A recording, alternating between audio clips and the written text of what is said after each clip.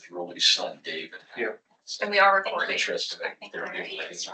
Hi, good afternoon, everybody. Welcome to the State Employee Benefits Committee meeting for today, Friday, February 21st. I'll call the meeting to order at 2:02 p.m.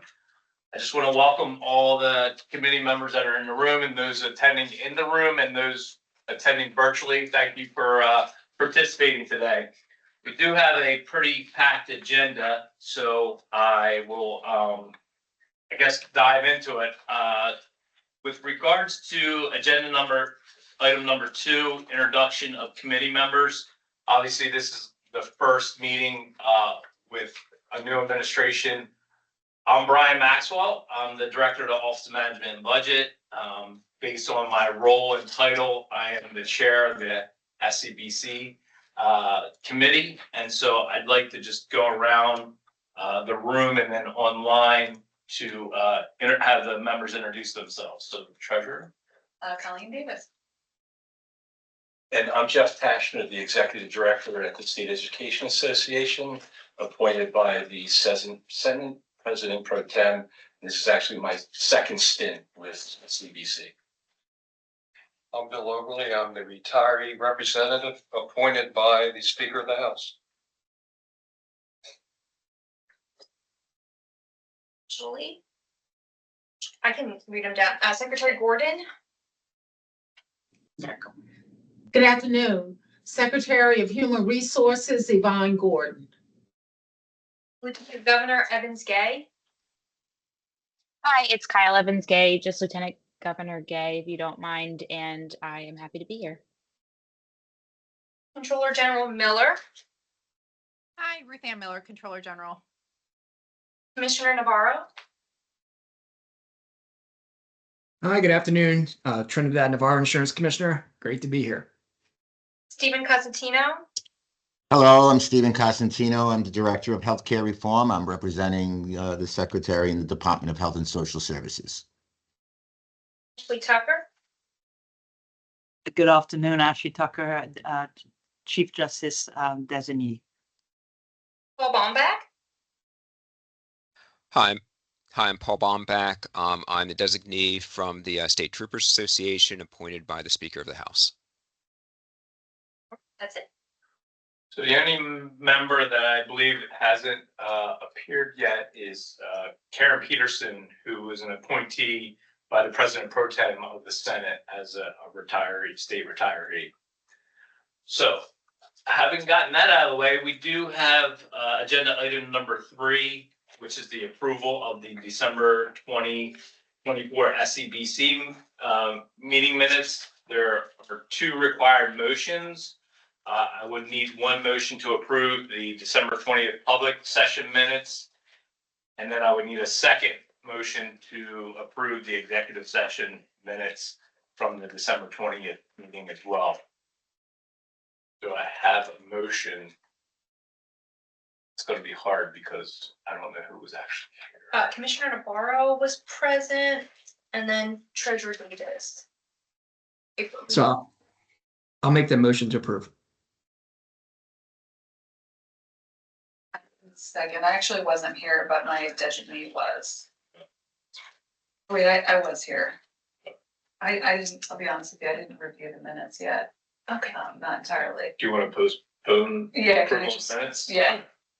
We can skip over the minutes for right now. We're going to go to agenda item number 4 is SCBC structure. And I'm going to turn it over to Stephanie. Great, thank you. Good afternoon, everyone. My name is Stephanie Hardis. I'm the SCBC manager and subcommittee manager at the Statewide Benefits Office. Next slide, please.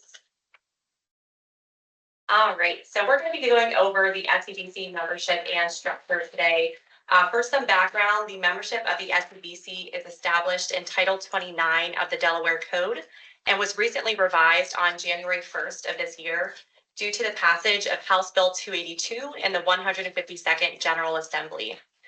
As you can see on your screen, and we just went over with the introductions, the SCBC is made up of the following members or their designees. Those are the Lieutenant Governor, Insurance Commissioner, Chief Justice of the Supreme Court, State Treasurer, Office of Management and Budget Director, Department of Human Resources Secretary, Department of Health and Social Services Secretary, the Controller General, who now serves as a non-voting member, 2 union leaders or their designees, as well as 2 state pensioners, of whom one is appointed by the President Pro Tem of the Senate and one by the Speaker of the House of Representatives. Per Delaware Code, the Director of the Office of Management and Budget serves as the chair of the SEBC, and we will get into the role of the vice chair in just a moment. As I mentioned earlier, a non-appointed member of the committee may now attend SEBC meetings through a designee. They can do so by notifying the SEBC chair or vice chair in writing. An email will suffice. And any designees on the SEBC have the same duties and voting abilities as their SEBC member. Next slide. All right, the first few bullets on this slide are a bit duplicative of what we just discussed, but I want to focus now on the role of the vice chair. Per the recent changes to Delaware Code, beginning at the first meeting of 2025, which is today, the SEBC must now annually elect a vice chair. A member is eligible to serve as vice chair of the SEBC if all of the following apply. They must be a voting member of the committee, and the vice chair cannot be a cabinet secretary or a member of the equivalent rank within the executive branch.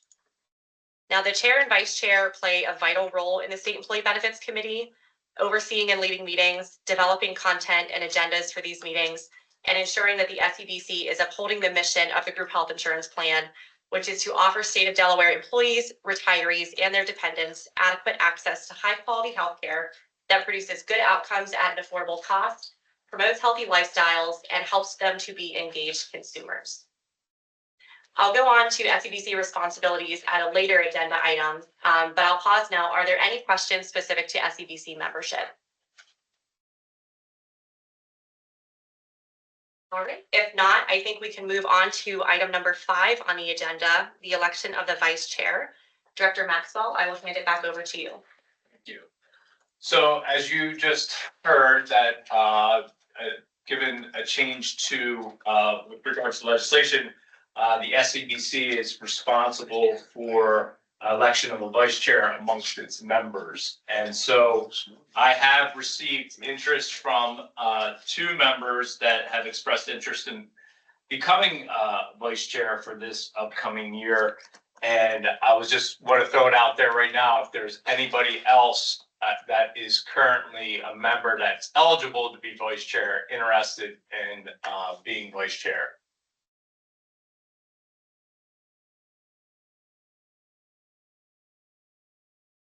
Okay, I don't see any other interested parties.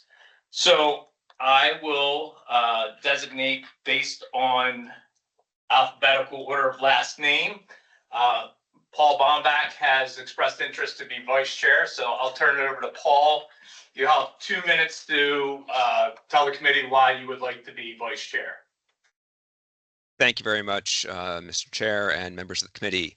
I would appreciate your vote for me to serve as the next vice chair of the SEBC. I wish to serve in this role to focus the reformed SEBC's process, ensuring that all committee members can bring forward ideas to advance our mission, and ensuring that the public has a true role in our deliberations. During my 12 years in the General Assembly, I chaired, co-chaired, and vice-chaired many committees and task forces, including those with groups who typically disagree, including manufactured housing homeowners and landowners, and between Newark and Newcastle County in the midst of a lawsuit over local service fees. I worked to patiently build mutual respect among all members, and then to identify common pathways that all sides see as beneficial. These talents were put to the test with the RHBAS subcommittee over the past 2 years, and then on crafting and passing several SEBC-related bills through the legislature, including overcoming a governor's veto for the first time in almost a half-century for the bill which specifically has brought reform to the SEBC's membership and organization. This was necessary due to the SEBC's prior processes, which provided very limited, effective avenues for stakeholder engagement, which ultimately led to a lawsuit and a court order to halt implementation of a shift to Medicare Advantage. I would like to serve as vice chair to partner with our chair to carefully and collaboratively establish more transparent processes, and thus to avoid surprising large numbers of our employees, our retirees, and their dependents, whether from DHSS, our public schools, courts, law enforcement, DelDOT, across the state, and whether covered by one of our 4 unions or not. We have a new administration, many new members, and many new rules and requirements due to the laws we passed last year. I feel it's critical that we have a vice chair that is solely focused on ensuring that, out of the gate, our reformed SCBC operates transparently and effectively.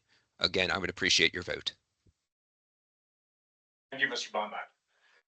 Colleen Davis. Yeah. You have 2 minutes to explain to the committee why you would like to be vice chair. Thank you. Thank you so much. I'll just start with saying that as a kid who grew up in rural Delaware, in Sussex County, I experienced firsthand the challenges of good healthcare and good coverage. With my father having a chronic illness from the age of 19 years old, he also faced substantial challenges, not only with accessing healthcare, but also attaining medical coverage. As a result, as a family, we sort of vacillated between just barely getting by and poverty. I know how important it is to ensure that we have good healthcare coverage, to ensure that our state employees get the fantastic benefits that we currently offer, and we continue to think about how the decisions that are made here impact people. I'm really driven by that, and that's really been my focus. It's why when we were serving on the retirement benefits study, Jeff Tashner and I went out to retired teachers who met on a regular basis to ensure that we were getting their feedback. And when we made several different recommendations to the governor, that changes be made, we stood by a lot of the work that was done in that study. And I think continually my commitment is not only to every beneficiary and their families, but it's also to ensure that we include the legislature and so that there's a better opportunity to convey what's going on here so that they can speak with their constituents as well. Thank you. Thank you. All right, so I just want to thank both candidates for their interest in the position of vice chair. So I would like to move forward with a vote with regards to vice chair. So I'll call for a vote. Those who would like to support Mr. Bombach in his quest to be vice chair, please signify by saying aye or raise your hand with regards to that. Aye. Aye. Aye. So I see Mr. Bombach, I see Mr. Navarro, Mr. Tashner, Mr. Oberle.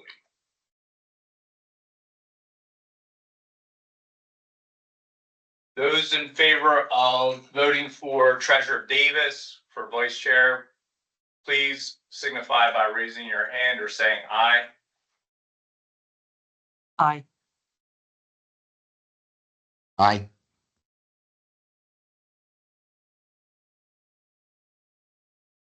So I see Mr. Constantino, Ms. Secretary Gordon, Mr. Maxwell, Mr. Davis, Ashley Tucker. So who are we missing? Kyle Gay. The lieutenant governor did not vote. Anybody abstaining from voting?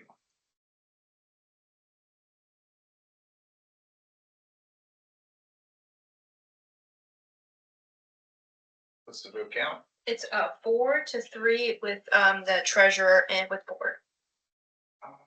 That's true. Thanks for. Can't be right. That's fine. I think lieutenant governor can. And 5 votes for the treasurer. You've got your attorney general, I think, raising her hand. Yes, Michelle Whalen has raised her hand. Hi, sorry to interject. I think you may have missed a vote. I believe Lieutenant Governor Gay did in fact vote. Oh. I didn't. 10 voting members, right? Yes. Thank you, Ms. Whalen.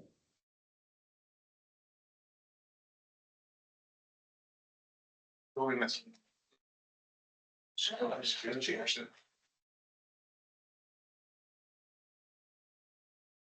Can you call out the vote count again, the preliminary vote count again? Each time a member show up, so I would afford them the ability to vote on the vice chair. Karen, we have two candidates for vice chair. We have Paul Bombach and Treasurer Davis. As they go on. So you can see the screen. Sure.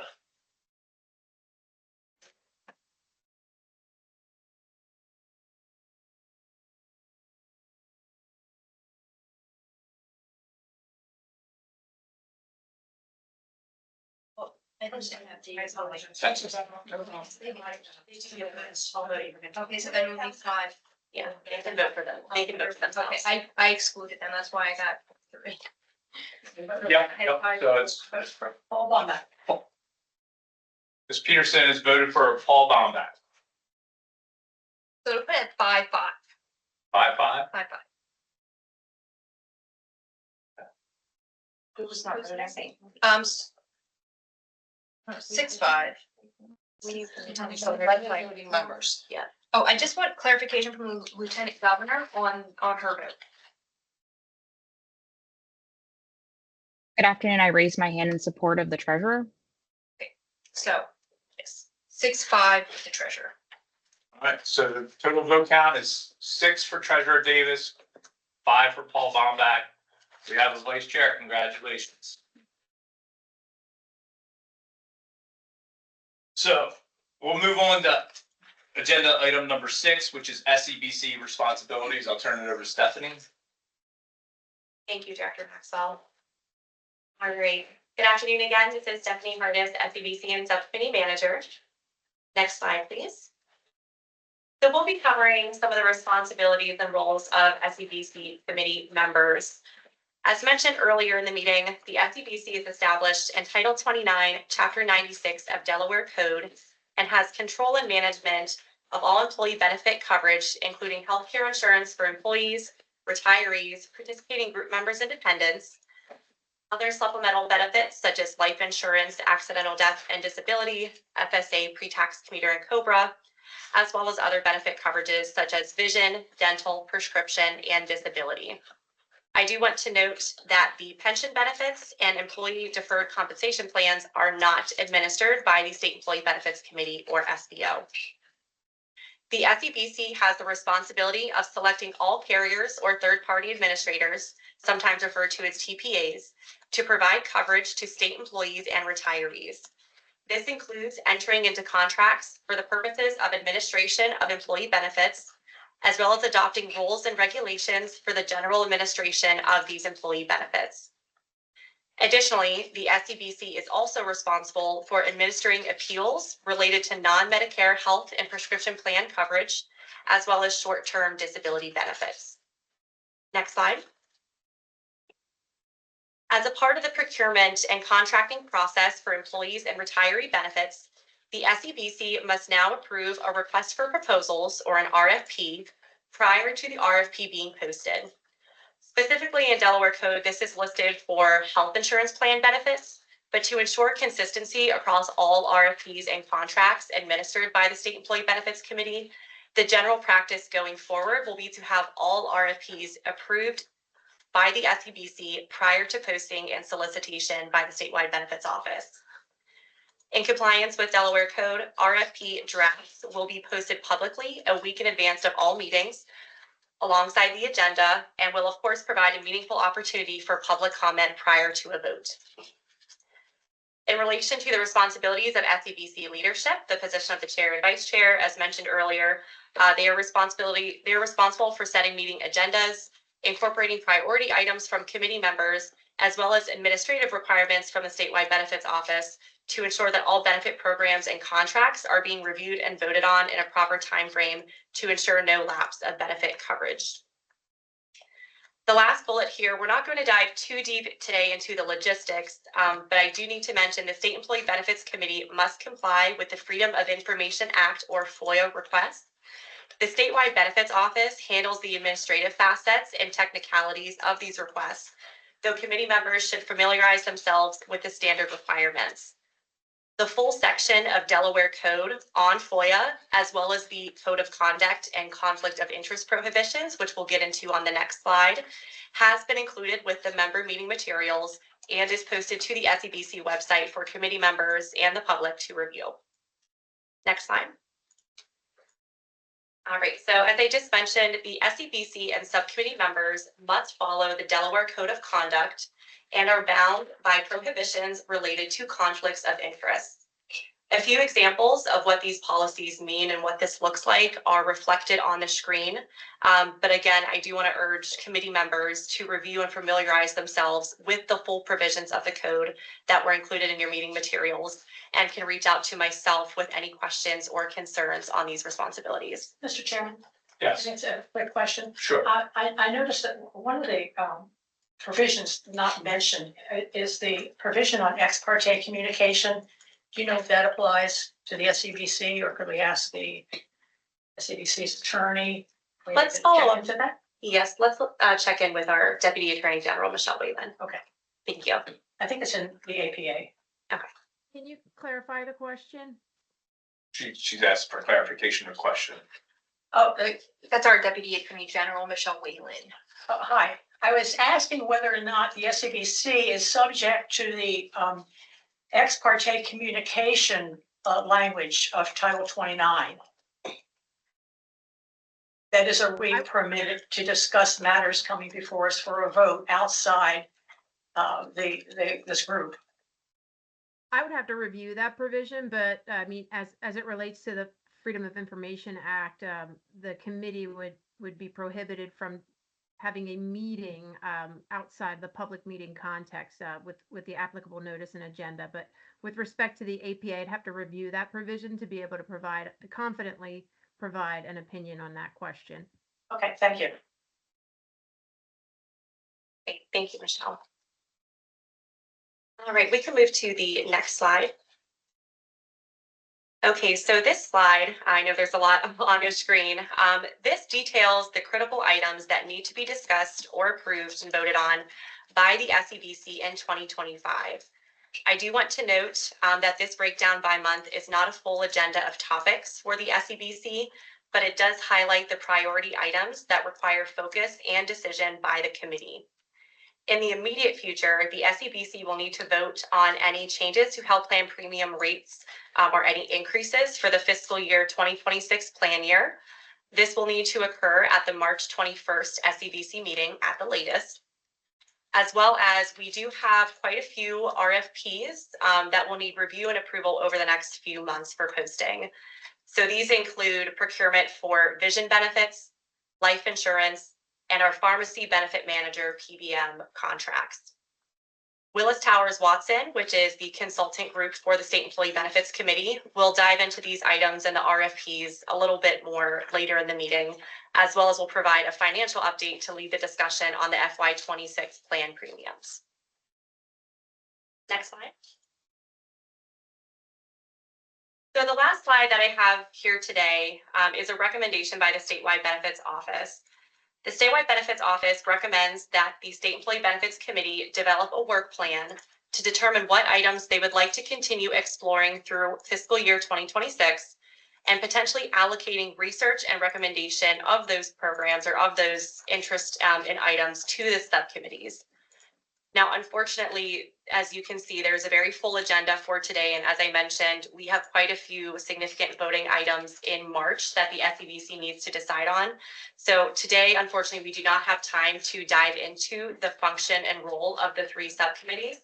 But I do want to note that in this slide deck, which is included in the meeting materials and posted on the SEBC website, there is a detailed analysis and breakdown of the role of the three subcommittees. And we do plan to visit the subcommittees as well as the SEBC resolution, which established the financial and health policy and planning subcommittees at the April SEBC meeting. So I do want to note we will get to that. We understand there are some changes with the resolution that need to be made to reflect recent changes to Delaware Code and would like the input and discussion of the full committee at the April meeting. Mr. Chairman, I ask a quick question. In the meantime, what do we do about appointing members of the subcommittee without the resolution being changed to allow for that? I would have, we could update the resolution and point people to that, but I guess my question is like, what are we gonna task the subcommittees with? So like, until we get topics, I'm not sure of the necessity of appointing somebody there Okay. right now. This time. Thank you. Mr. Chairman, there's a follow-up. Sure. One of the things I've attempted to do in the past, the agendas historically have been set by the co-chairs. There's very little input by the SCBC or the subcommittees in terms of what those agendas would look like. I at one point suggested a roundtable discussion so that we could flesh out items that the SCBC would like the subcommittees to pursue in greater depth. So I guess moving forward, I'd like to see that process opened up, have a roundtable discussion among the members of the SCBC so that we can set the agendas moving forward to look at those items if we feel are material. Absolutely. I agree with that recommendation, and we could add it as an agenda item to talk about things that we would want to see in future agendas. Obviously, Stephanie went over kind of really high level of things that are on the plate of the state employee benefits, state benefits office. And so we have to keep that in mind as we're building ideas of what we want to explore, right? And so if I don't have a problem if we have an agenda item every meeting to talk about upcoming agenda items and we allocate time that way, because there appears to be maybe concern of having conversations outside of a meeting with regards to agenda items. No, I was specifically mentioning about within the SCBC structure of having those conversations. Yep, and so like I said, we could put it as a standing agenda item to talk about SCBC agenda items in future meetings. Yeah. And I think that's gonna be kind of, as we talk about a work plan, that'll get fleshed out a little bit more.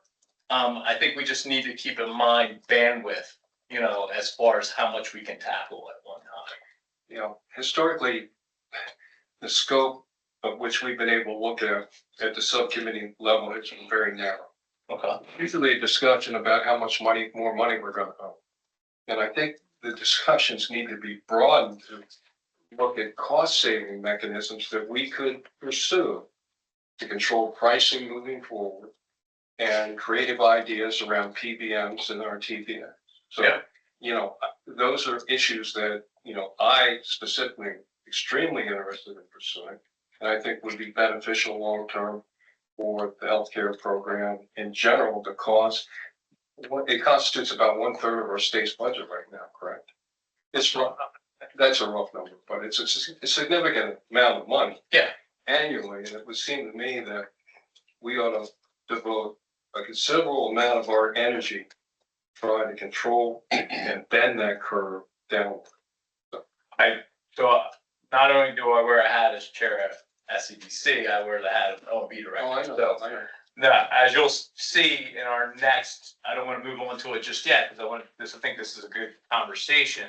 We're going to have a presentation from the Deputy Director of Office Management Budget on the statewide financial overview. To your point, healthcare plays a big part of what we pay for in the state budget. So you're going to get a kind of a snapshot picture as to what we see on the horizon and how those ideas that you have will play a crucial part in bending the cost curve.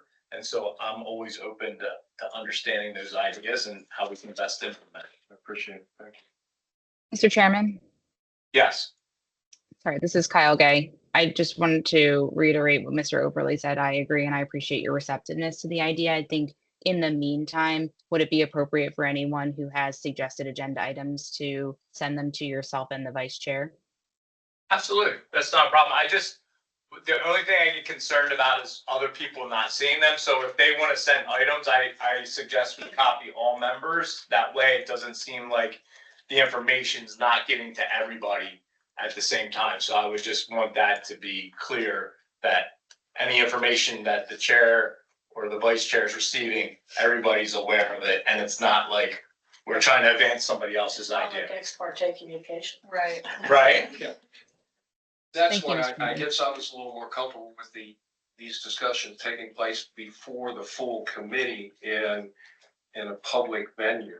as opposed to, I mean, I don't mind, relaying to committee members my ideas, but I guess I'm more comfortable in sort of a roundtable discussion. What can we build consensus around moving forward in terms of a strategic plan to bend the cost curve and reduce pricing?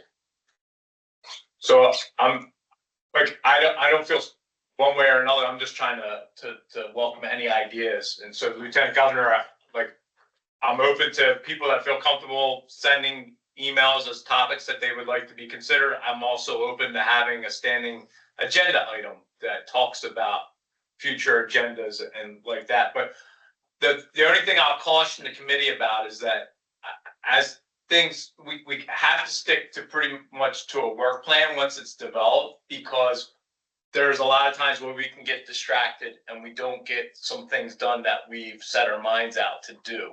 And we feel like we're kind of staying in place instead of moving forward. So I just want to make sure everybody's cognizant of the work that's in front of us. Any other comments on this particular topic? Great.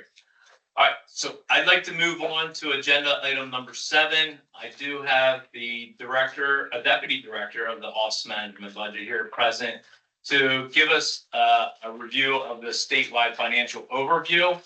I'll just preface that this presentation was the one that was presented to the Joint Finance Committee on February 4th of 2025. So I'll turn it over to Ann Vasali. Thank you, Brian. I'll stand, if that's okay. Sorry, Leanne, my back is to you. So thank you all. Good afternoon. Happy Friday. This presentation is actually the same presentation we gave to the governor and the same presentation we gave to the Joint Finance Committee as a financial overview. We didn't make changes for this committee, but we wanted you to see exactly what we presented to the governor and to JFC to set the stage. And it's an overview of what was in Governor Carney's recommended appropriation, his budget bill, capital bill, and one-time supplement. So it's expected that Governor Meyer will be releasing a budget reset at the end of March. But this is all based on what was released by Governor Carney. So next slide. There are some guiding principles, benchmark spending, which is, we'll talk about later how that's set, the result of Senate Bill 270, budget stabilization fund, to help smooth out extraordinary changes in revenue and spending, as a resource for setting the appropriations, and responsible budgeting, aligning one-time revenues to one-time investments. Next slide.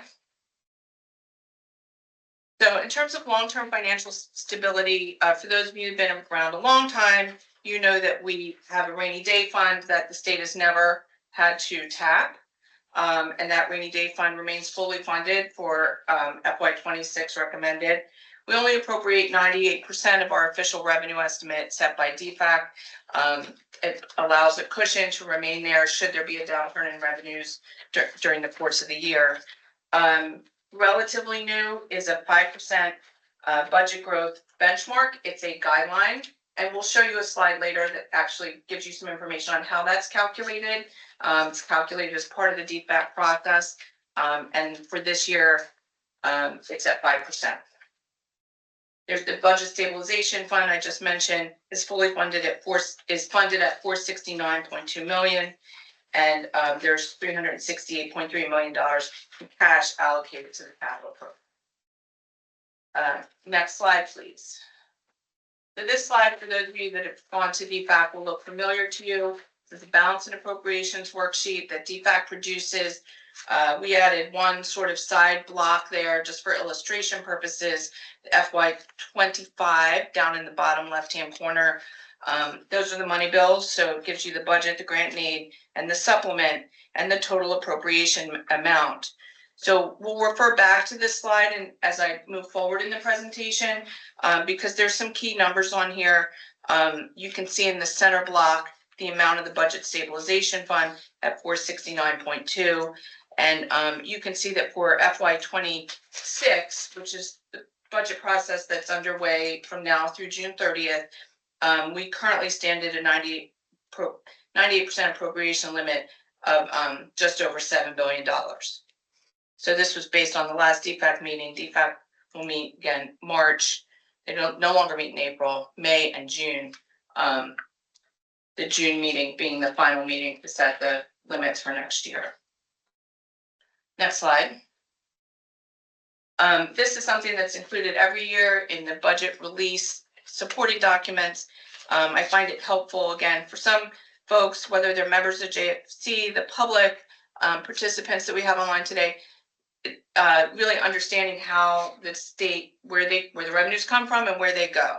So this is for FY26, the sources of funds. You can see personal income tax is number one, and corporation revenue, which is a combination of sources, ranks number two in terms of where our revenues come from. And then if you turn to the next slide, where do they go? So number one, public education. Number two, health and social services. This is just really helpful, I think, is a good orientation to, you know, how the budget is developed and where the money's coming from and going. So if we turn to the next slide, thank you. This is the FY26 governor's GRB for those members. It's governor's recommended budget. So you'll hear that a lot, but it means that's the budget that the governor recommends. I think it's constitutionally, but in January. And so only the legislature can actually vote and approve and pass the final budget. So it's always recommended by the governor, by the administration. And so in January, Governor Carney recommended this operating budget at $6.5 billion, just over 6.5, grants and aid at 78.2. The bond bill, which is a combination of bonding authority, cash, and reprogramming from other projects, totaling just over $1 billion. And then the one-time supplement bill at 17.6.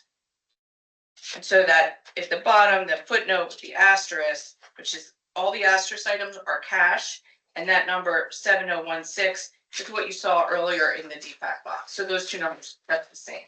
That's where that cash number comes from for the administration.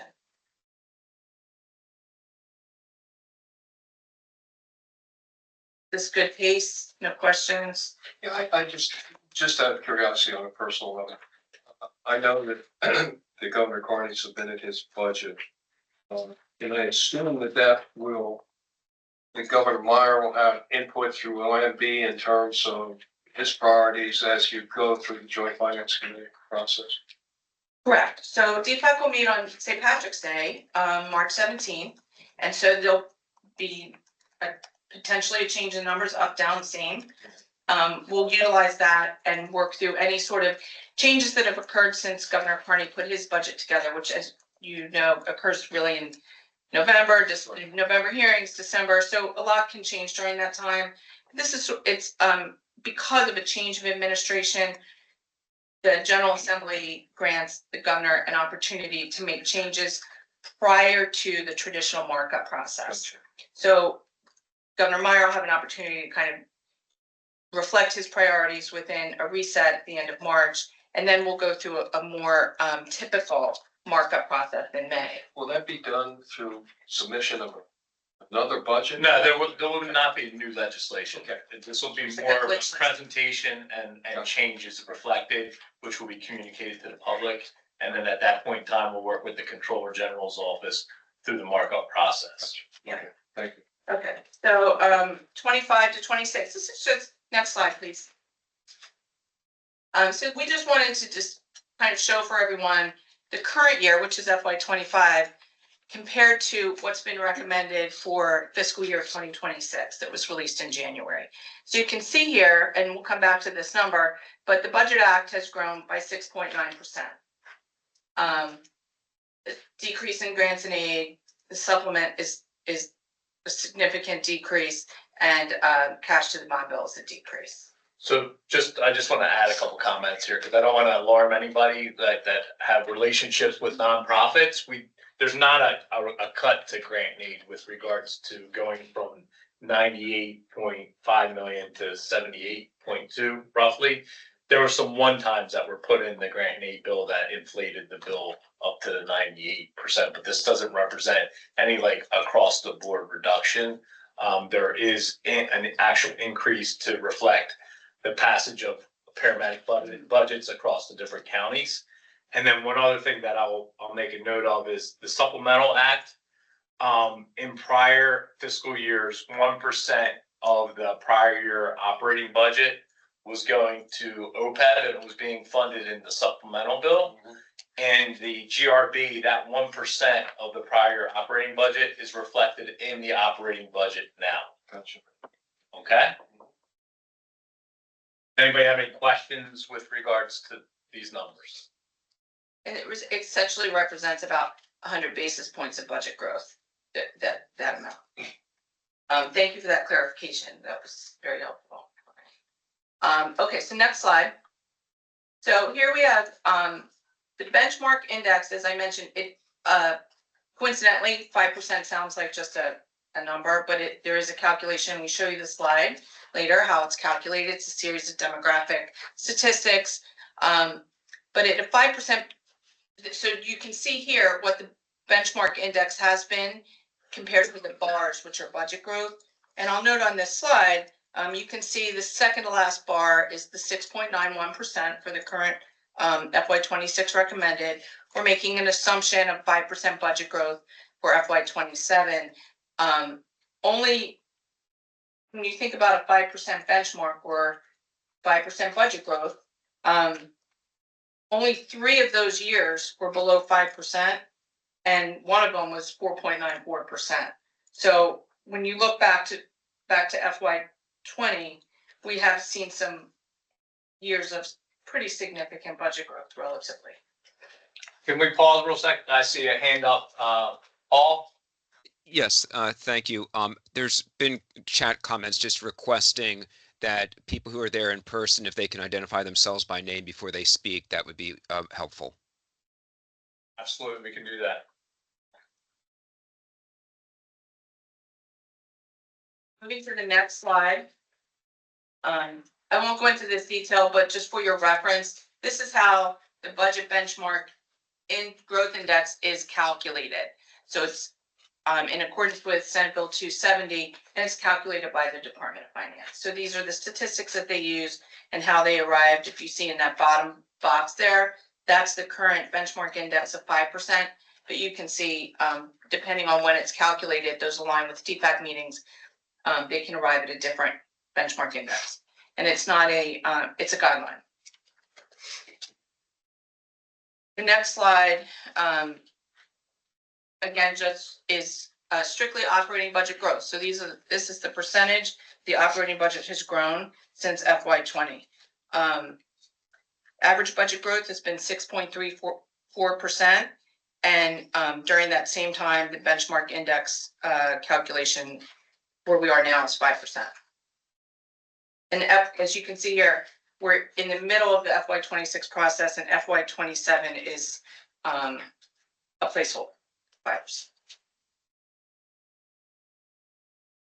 Next slide. Similar slide for the supplemental bill, which you can see doesn't follow a particular pattern. The next slide. Next slide, an illustration of cash to the bond bill. And so if you go, then thank you. If you stay on the slide for just 1 second, if you follow the trend from FY23, and obviously cash to the bond bill is very closely aligned with our relative general fund revenue estimate. So we have a lot of money. Instead of growing the budget, often it goes to the bond bill. And so you can see sort of a trend line starting to develop here. Okay, next slide. So this slide is really an important slide, and it's a real working document. So we call this the solution sheet. So going back many years, this sheet was developed to help us build the budget. So it allows us to run scenarios based on what we think revenues could do, expenditures based on real numbers, so based on DFAC. So what you see in the resources, these numbers come from DFAC, what the appropriations have been, and this worksheet now is been modernized to reflect the stabilization fund as an available resource, because that's what it's there for. So unlike, for example, the rainy day fund, we wouldn't show that on a sheet like this. This is a real live working document that we use in developing the budget. And so what's important here, the middle column projected FY26, those numbers there are basically reflect the governor's recommended budget. It's where we stand today. Those are the numbers used in this presentation. And again, you can see that 7,000,000,716, that's that number. It goes is to previous slides.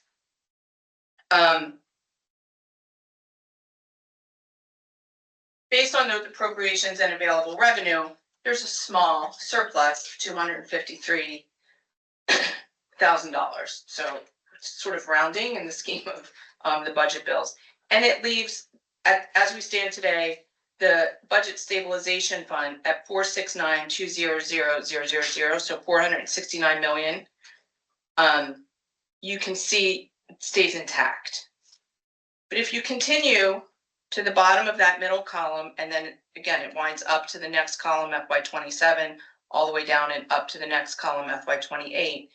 Based on revenue growth currently projected at 2% and the 6.9% budget growth, when you go into the next year, extrapolating out for DFAC based on the October DFAC numbers, from when DFAC met in October, if you look at the bottom there, based on revenue growth of 1.4% and 1.6% in FY27 and 28 respectively, in order to develop the 2027 FY27 appropriations, as you see there, we would have to dip into the budget stabilization fund by 325, basically $326 million.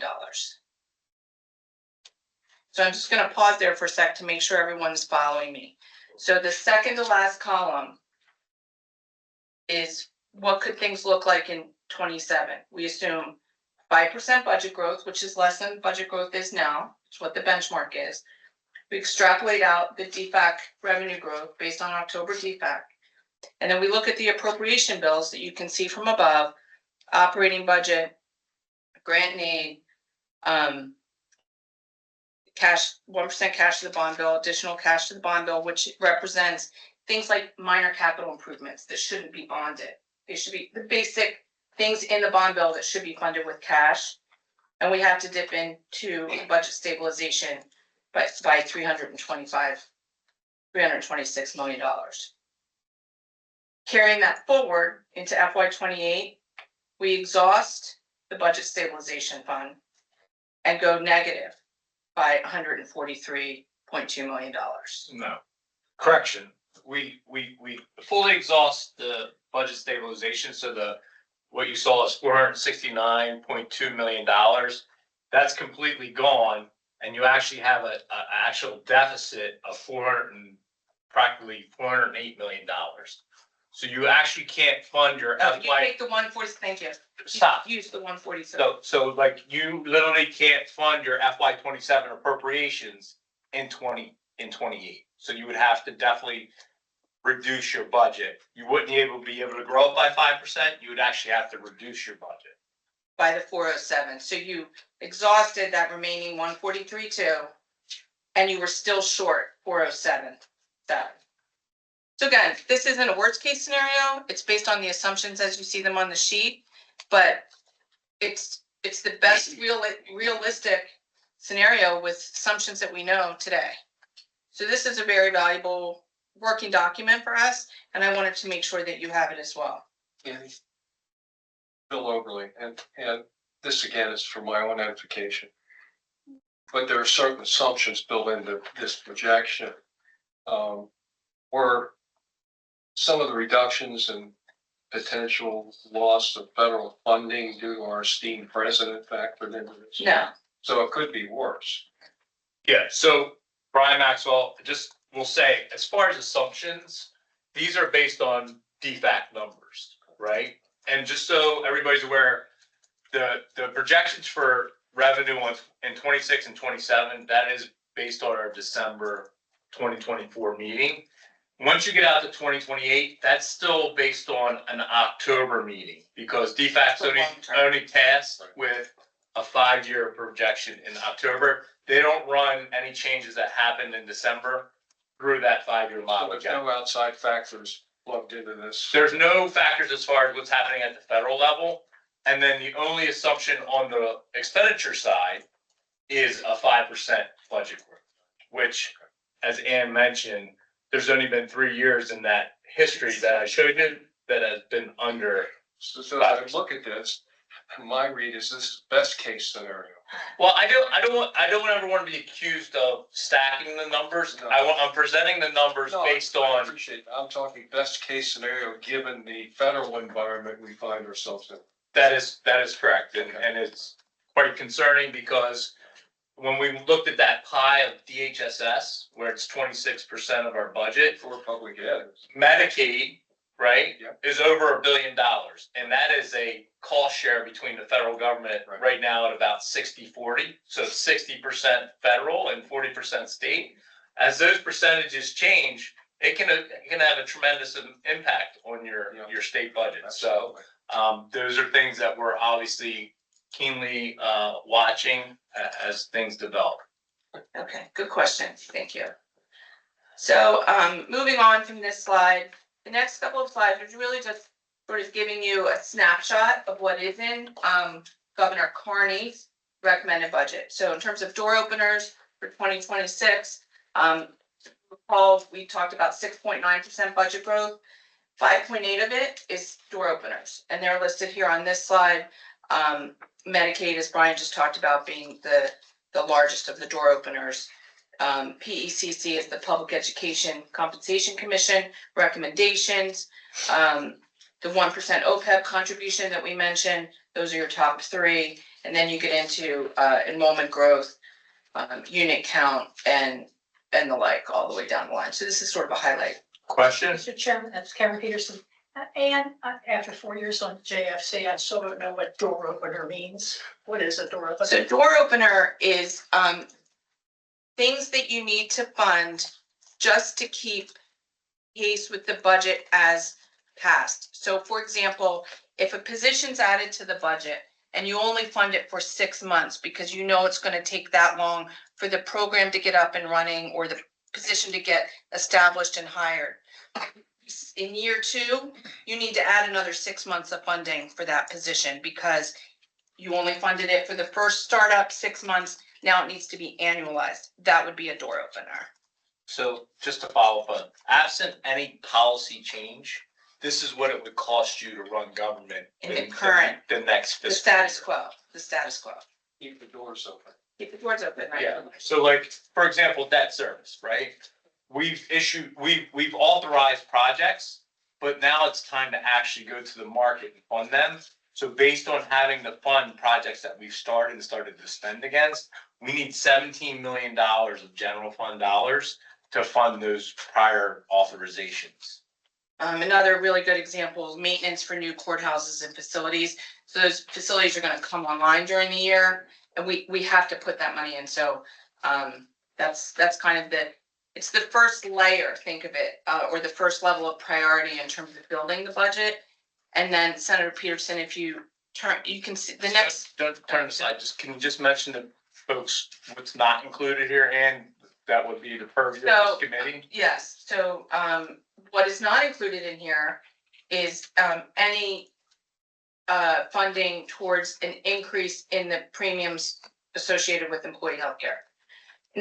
It just wasn't part of the recommended budget, and we're gonna talk, I don't wanna get derailed, but what you'll be doing as part of this committee is looking at the current and next year financial projections. So it wasn't as if it were asked for and not recommended, it wasn't put forth. So I just wanted to make sure it's clear, the door openers as well as the next item, which is discretionary funding, do not include any funding beyond the current level of funding for healthcare. That makes sense? Not quite. Is the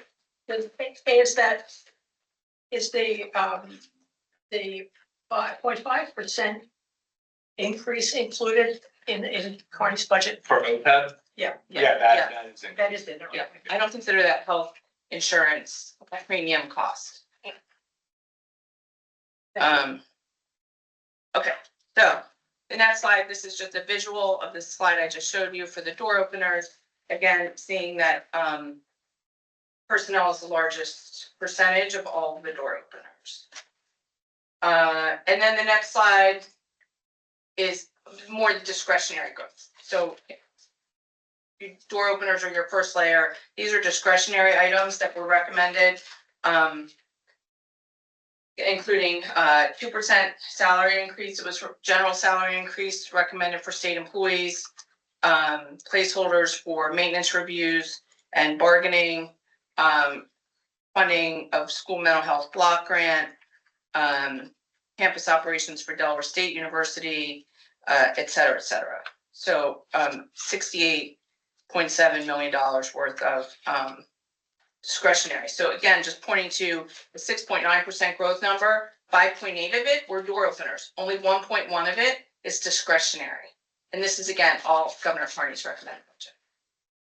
The next slide is again, just a visual of the discretionary growth. And you can see that big blue section is personnel.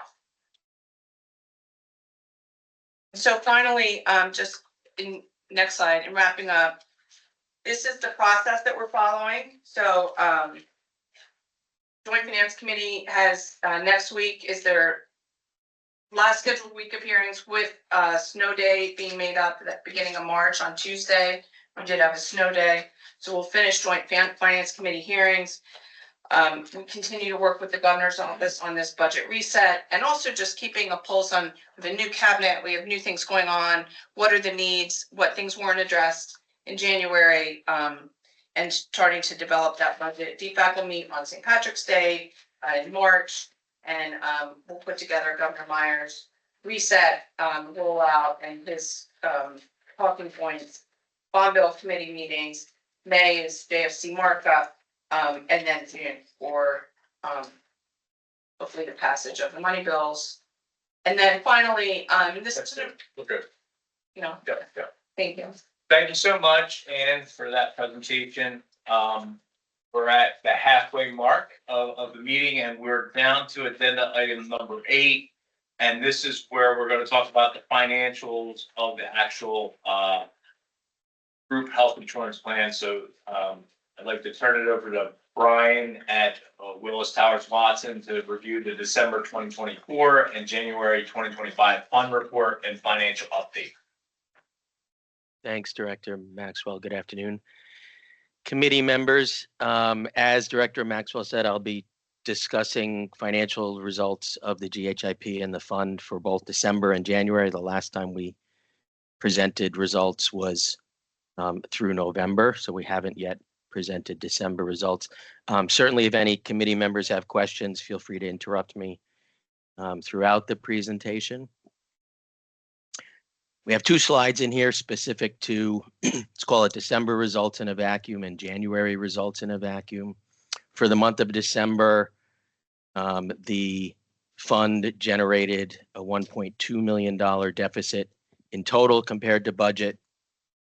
We had some blippiness between December and January in terms of when certain items, both on the claim side and on the revenue side, were expected to hit. So the 2 months compared to budget are somewhat offsetting to one another. Premium contributions for December came in about $600,000 lower than budget. It's a pattern we've seen throughout the year in terms of premium contributions coming in a little bit worse than budget. Other revenues were $7.8 million better than budget, partially due to a higher than expected coverage gap discount payment. That's a payment coming from the federal government with respect to the EGWP plan. We have details around the other revenues in later slides, but more specifically, the payment came in a little bit earlier than expected. It was expected in January and not December. So you can see that we have this big surplus to budget in December, but if you take a look at January, it's the flip side. So as I said earlier, a little bit offsetting results between December and January. Hey, December Brian, claim, yeah. I've Hey, got a Bill. question on slide Oh, 5. sorry, Do you Paul. want me to wait? It seems like you're going No, back and certainly. forth. Yeah, no, please feel free. There's something about a $5.5 million shared savings payment to Highmark. And my question is, what's the likelihood of that? Is it all or none? When is it cleared whether it's going to be paid or owed or not? Yeah, so the shared savings payment is not reflected in the results, nor is it reflected in the forecast currently. That number is still being reviewed. I would guess that there's probably close to 100% likelihood that it will be paid, meaning that the calculation is accurate relative to the terms of the Highmark contract. I am just not sure exactly what month that will show up. And again, it hasn't been reviewed, which is why it's not reflected in the results. But to the extent that it is approved and paid and everything else comes in as expected, the $12.5 million projected surplus to budget would be lower by that roughly $5.5 million. Nominal when it comes to call it overall results and expected rate actions for FY26 or later. Okay, thank you. Sure. Can I just, point of clarification, you mentioned it hasn't been reviewed. Who actually reviews that potential shared savings payment? Is it through like an audit review, or who has primary responsibility for that? That's a good question, Director. I think it's actually jointly reviewed by SBO and other people on the WTW team. Director Maxwell, this is Faith Renz, Director of Statewide Benefits. That is correct. Thank you. This was just submitted to Yes. the benefits office within the last 2 weeks, so it's under review. We're hoping to have it completed, certainly for reporting to the committee, if not at the March 7th meeting, certainly by the March 21st meeting. Additional point of clarification, what's the time frame that this payment would be reflected for? Great question. It is the reconciliation payment for fiscal year 24. Under our contract, Aetna and Highmark both are required to submit their calculations on any true ups or payments to or from Aetna or Highmark to the state 180 days after the close of the fiscal year. So they submitted in that time frame, and those are currently under review now. Okay, thank you. And in terms of a rate action, I know later we're going to talk about a couple of different methods in terms of whether it's ultimately using a smooth approach to rates or an individual annualized calculation to solve for deficits. Under the individual yearly approach, there would be no impact on FY26 because standalone FY26 is currently at a no rate action, at a 0% rate action. And under the smooth approach, if the full $5.5 million hits, it would have, again, as I said, a nominal about a 0.1% impact on rates over the next 3 years. Stephen, you have a question? Yes, thank you. Just to dig in a little bit on the shared savings payment. Can somebody remind me what the actual condition of the shared pay, what the trigger point was, what the metric was in order to trigger a shared savings payment to Highmark? Mr. Constantino's Faith Friends, can we take that as a follow-up, because we do plan to review those terms in both of those contracts with the committee when we report out on the final payment settlements for fiscal year 24. So if you don't mind, I think. Oh, no, that's fine. It's a little bit more of a robust discussion that perhaps would be better at an upcoming meeting. Thank you, that's fine. Thank you. So Karen Peterson had a question. And tell me if this is premature or not, but I know all through all these summaries, it talks about expenses. And the expenses, I would imagine, are for the department. So I could answer, let state answer. Most of its expenses are going to be, consultant expenses, like people that help us service, our plan, third party administrator. Obviously, I don't know all the things that are off of that, but can you help me out? My question is, does that come out of OPEB? Do those expenses come out of OPEB? No, they come out of the group health insurance plan, but are paid in part with premiums that may be paid by the OPEB trust for the retirees that participate in that. So my question then is, how does that square with the section in Title 29? It says no money shall be dispersed from this fund except for the purposes of the payment of the state's premiums for post-retirement insurance for employees retired under blah, blah, blah. So that limits that it can only be spent for premiums and not for other things. So is it being spent for administrative costs, or is it mixed up in there somehow?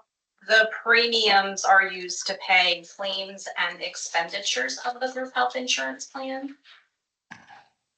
So I think you're referring to perhaps some public comment that was provided to the committee, which again, I think is a topic for perhaps discussion another day, but certainly Brian Stitzel, it looks like you have on the slide currently the breakdown of the expenses that are paid by the group health insurance plan. So perhaps we can focus on that and we can address that question more specifically. Yeah, and if this is premature, I mean, if we're gonna take a deeper dive later, I can wait until later. We can definitely add that to a topic that we could discuss. And then when we get there, I'd also be interested in what the, an itemized list of what those expenses are.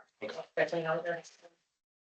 Yeah, so Karen, on the slide 11 from the presentation that's on the screen, these are the, call it various high-level components that make up that category, quote unquote, expenses, predominantly driven by the fees charged by the administrators to administer the GHIP.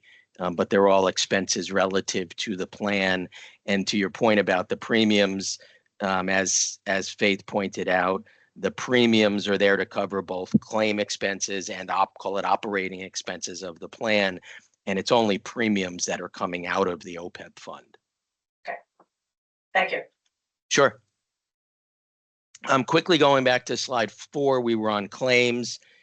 Claims for the month of December ran about $7 million worse than budget, almost primarily due to the fact that budget had assumed that only 4 weekly invoices would hit from Highmark in December, whereas in reality it was 5. And therefore, on the flip side, January was better than budget because budget assumed 5 payments in January, and there were only 4 because 1 crept backwards into December. But even on top of that, in total, claims ran better than budget just from a straight experience standpoint. So, net positive good news between the 2 months, that claims ran about $11 million better than expected for the 2 months combined. And then expenses from an ASO standpoint tend to run blippy. We tend to try to mirror the patterns from prior years. But there was a higher than expected program fee in December of about $1 million, and then ran on budget for the month of January. The bottom half of both slides 4 and 5 show both the full year budget as well as call it in a vacuum, the full year expected reforecast. So these December numbers were based solely on results through December, which are now moot because we actually have January results. So again, for the full year, we're now expecting to run a surplus of about $12.5 million. Again, not reflecting that potential $5.5 million shared savings payment that may come due to Highmark, but in both scenarios, still running ahead of budget, which is obviously positive news.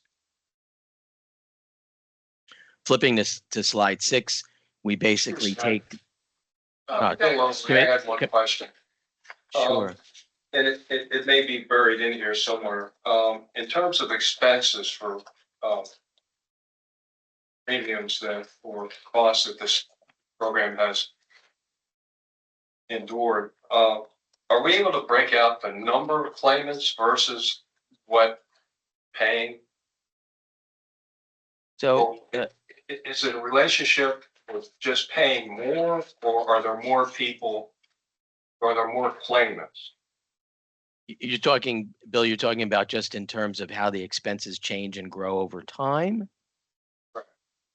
So, and we can certainly go flip back to slide 11, right? So the ASO fees that are charged are contractual, specific to the contracts with Highmark and Aetna and CVS and Surgery Plus, et cetera. But they are typically either per employee, meaning per contract, or per member.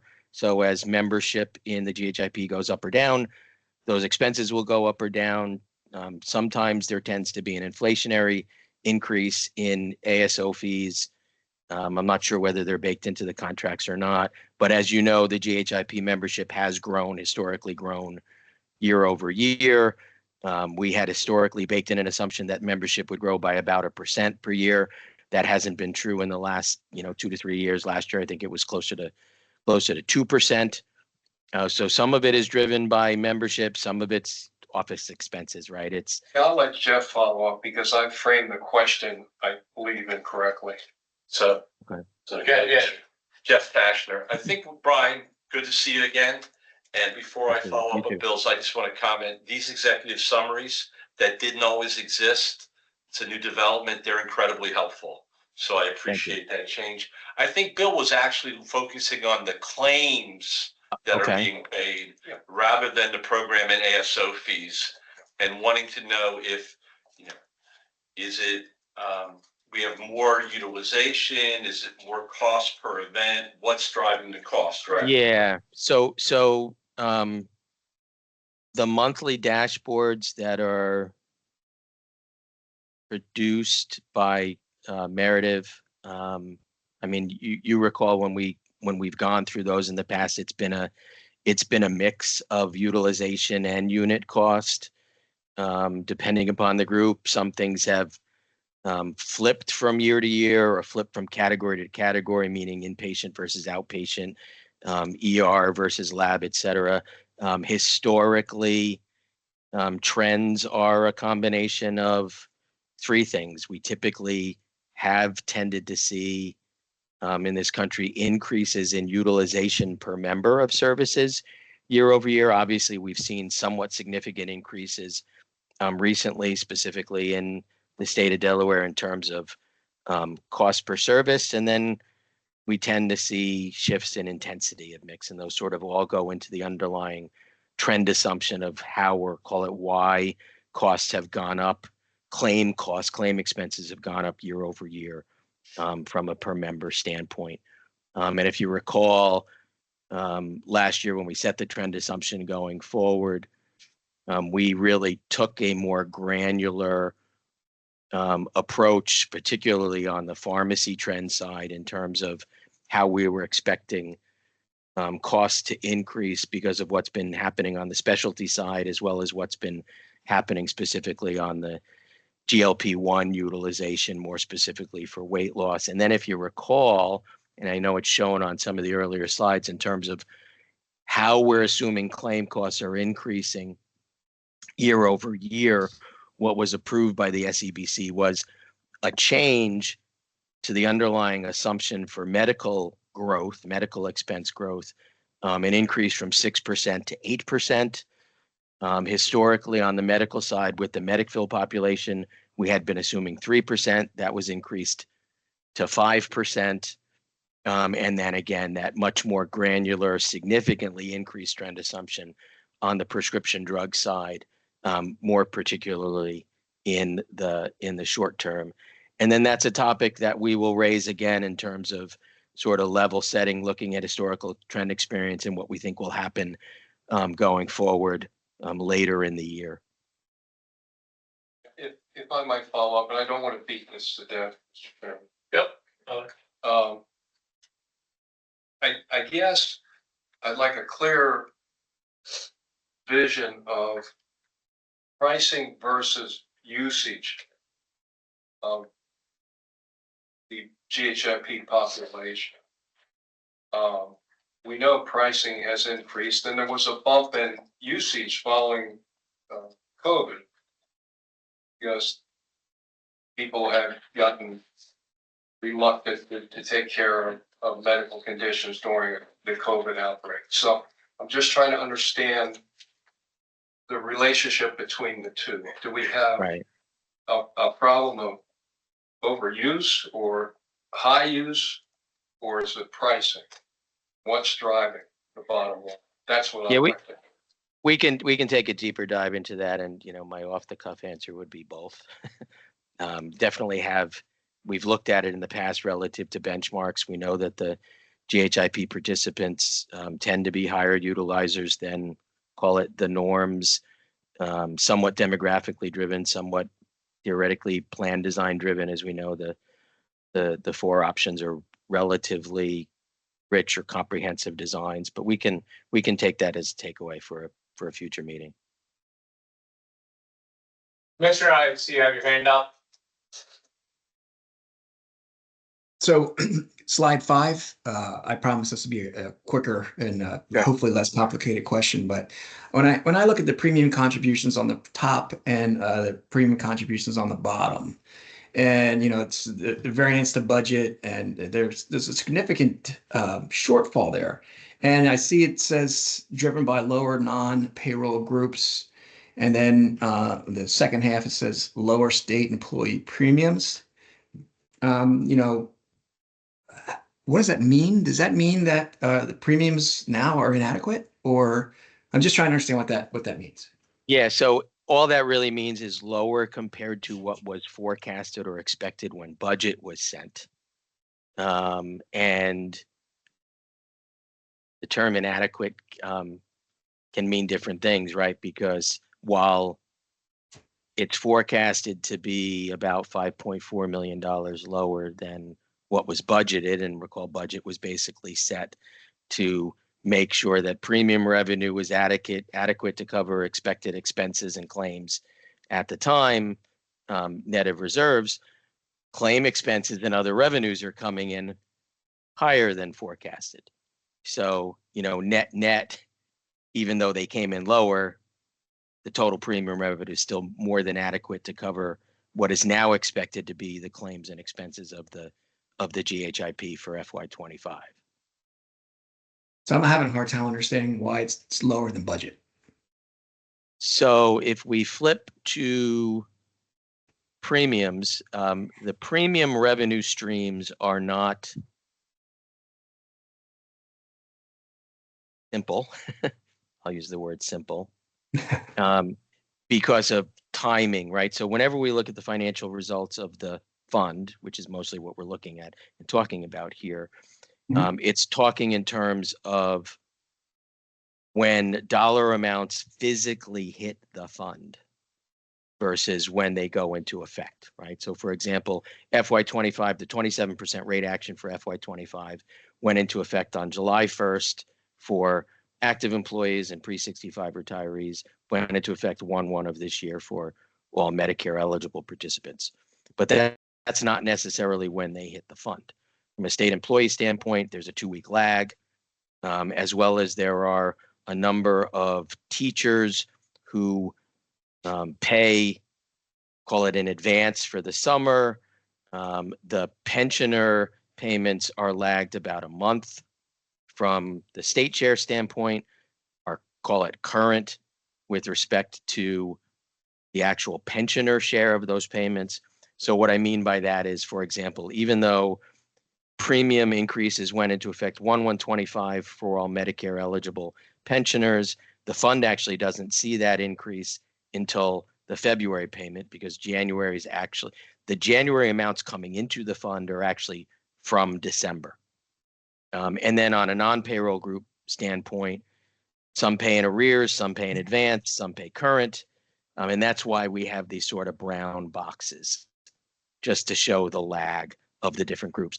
The other reason is simply we're sitting here at the end of FY24 trying to forecast enrollment and head count throughout the course of the year. It gets back to that 1-2% growth, as well as enrollments by plan, because each plan has its own premium rate. And it's really just nothing more complicated than reality coming in different than expected, just like claims can be higher or lower than our assumed trend. And I would call the $5.5 million relatively reasonable within the terms of, call it variability, much less than 1%, about 0.5% when you're talking about a $1.2, $1.3 billion premium revenue expectation. Good, thank you, Brian. Now, Sure. do we expect to catch up with the lag? When does that happen? So the lag basically occurs from year to year to year. So when we forecast premium revenue coming into the fund and whatever rate action is necessary to keep the surplus of the fund or reserves of the fund adequate, we're already taking into account those lags, meaning, hey, if we put a 4% rate action in effect for FY26, we know we're not going to see a full 4% in FY26. We'll see an incremental piece of it in FY27. A good way to look at that or see that visually is if you look at the long-term projection. You can see here, there's that $1.25 billion of expected reforecasted premium revenue for FY25. But you can see FY26, even though we're saying, hey, you don't need, in this scenario, you don't need a rate action for FY26, but yet premium revenue is growing year over year. That's partially because of headcount growth, but it's also due to the fact that some of that 27% rate action in FY25 will creep into the first month or so of FY26. So we're always perpetually taking into account the lag in premium revenue. Thank you, Brian. That's helpful. Sure. So I know we're getting a little bit pressed for time here. I want you to continue the presentation, but I just want to make a comment to all the committee members with regards to slide number 6. If you look at budget versus forecast, I just want to thank the staff for prepping me for this meeting and Brian as well. But what was peculiar to me was looking at July, where you see the fund coming out of the gate with a deficit after the reserves of $47.5 million. And that's math that says our ending fund equity balance was 15.3 negative. And then we have a reserve of 32.3, but we don't actually, if you take that reserve out, you take the reserve as a negative and the fund equity balance of 15.3 negative, that equals your 47.5. So what made me peculiar was that we ended FY24 at 0, but that wasn't actually the case. I just want everybody to be 100% aware that there actually had to be an inter-fund loan to the fund because the fund cannot end in a negative balance. So that loan was to the tune, I think, just under $7.3 million. So I just wanted to make sure everybody was clear that not only did we have to do a significant rate increase at 27%, it actually, because they postponed the rate increase for so long, that the fund was actually not solvent at the end of fiscal year 24. And that was a general fund appropriation? Yes. And it was paid back in September, and you'll see that. But I just want to make sure everybody is aware that that actually happened. And as chair, I do not want to be in a position where the fund is in a negative position at the end of a fiscal year. So I just want to be clear that that's not something that I look to aspire to. Brian, this is Paul. On slides 6 and 7 in the future, can you have a footnote or in the title indicating the magnitude of these numbers? I believe they're all in millions of dollars. They're all millions. Absolutely. Yeah. Thank you. Yeah. Just making a quick note. I want to be If we respectful. could continue to, if anybody has any questions, I'd be happy to throw them at Brian. But I also wanted to direct the committee's attention to slides 15 and 16 and 17.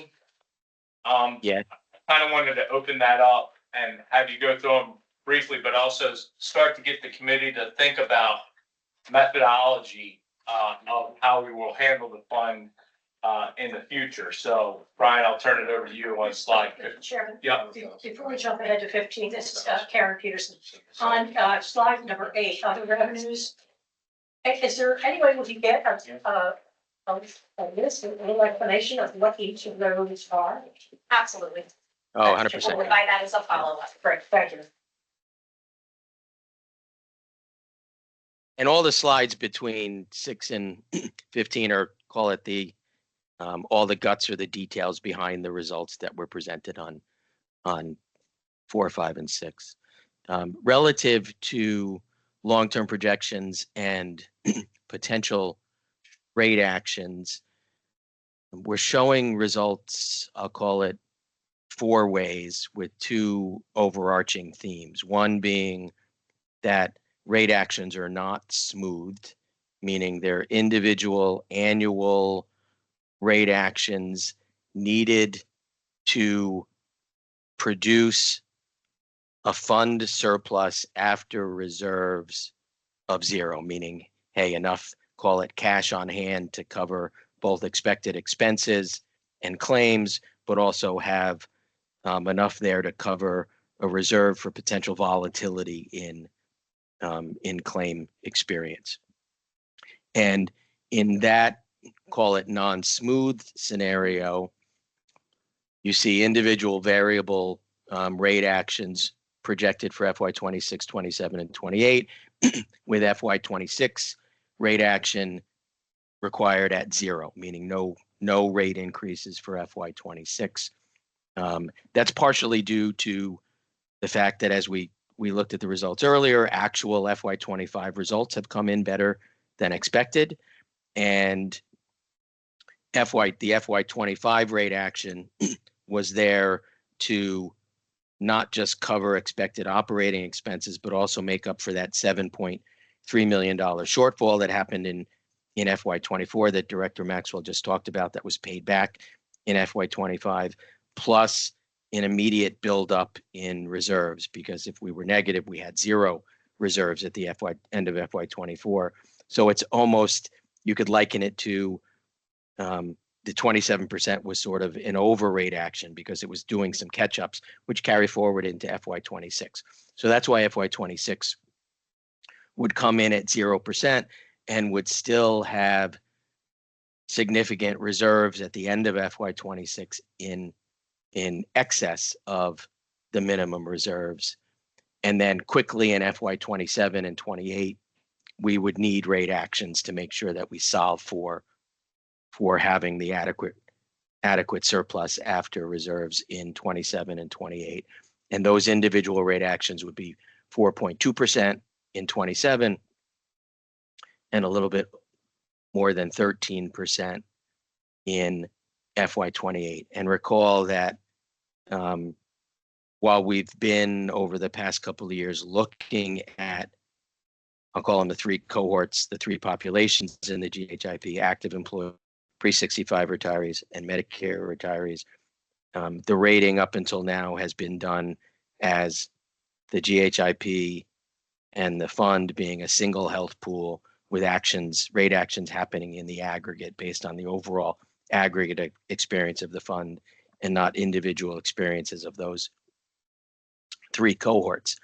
And then we alternatively look at what the rate requirements would be on a smoothed basis, meaning smoothed over FY 26, 27, and 28 equally to result in that same $0 surplus after reserves at the end of the 3-year smooth period. So instead of a 0, a 4.2, and a 13.2, that would mean on a smooth basis, 3.5% in each year. So call it higher rate actions in the earlier periods, building up reserves, leading to a lower rate action requirement in the out years, and again, less volatile because we're smoothing the rate action. And then alternatively on slide 17 and 18, showing the same results, but showing them as if the University of Delaware was no longer a participant in the GHIP effective July 1 of 25 or the beginning of FY 26. The University of Delaware's experience has generally run a little bit better on average than the remainder of the GHIP participant group. And therefore, if we exclude the University of Delaware, the resulting rate actions will be a little bit higher, albeit the same 0% for FY 26, and then about a little bit more than 0.5% per year under the smooth approach at 4.1% versus the 3.5%. And what we're looking for is guidance from the SCBC as to whether or not you would like to use a smooth approach or a non-smooth individual year type of an approach. So I'll pause there for questions and comments. Mr. Chairman. Yeah. Karen Peterson, question. So you've dropped the average enrolled members, backing out University of Delaware, I presume, 12,455 members. Why is that showing up in FY 25? It's just a count thing because these results are showing, if you look at let's look at one compared consistently, right? That's because we're showing what the results for the year would have looked like without the University of Delaware, and then using that as a basis for projecting into the future. Okay, but obviously they wouldn't get out until July 1, FY 26. So I was just curious if these numbers then had a domino effect by plugging them in for FY 25.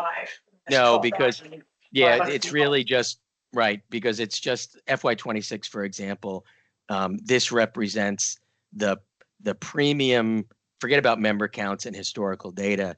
This represents the premium revenue that we would expect to collect absent the University of Delaware, and the claims and expenses that we would expect to collect absent the University of Delaware.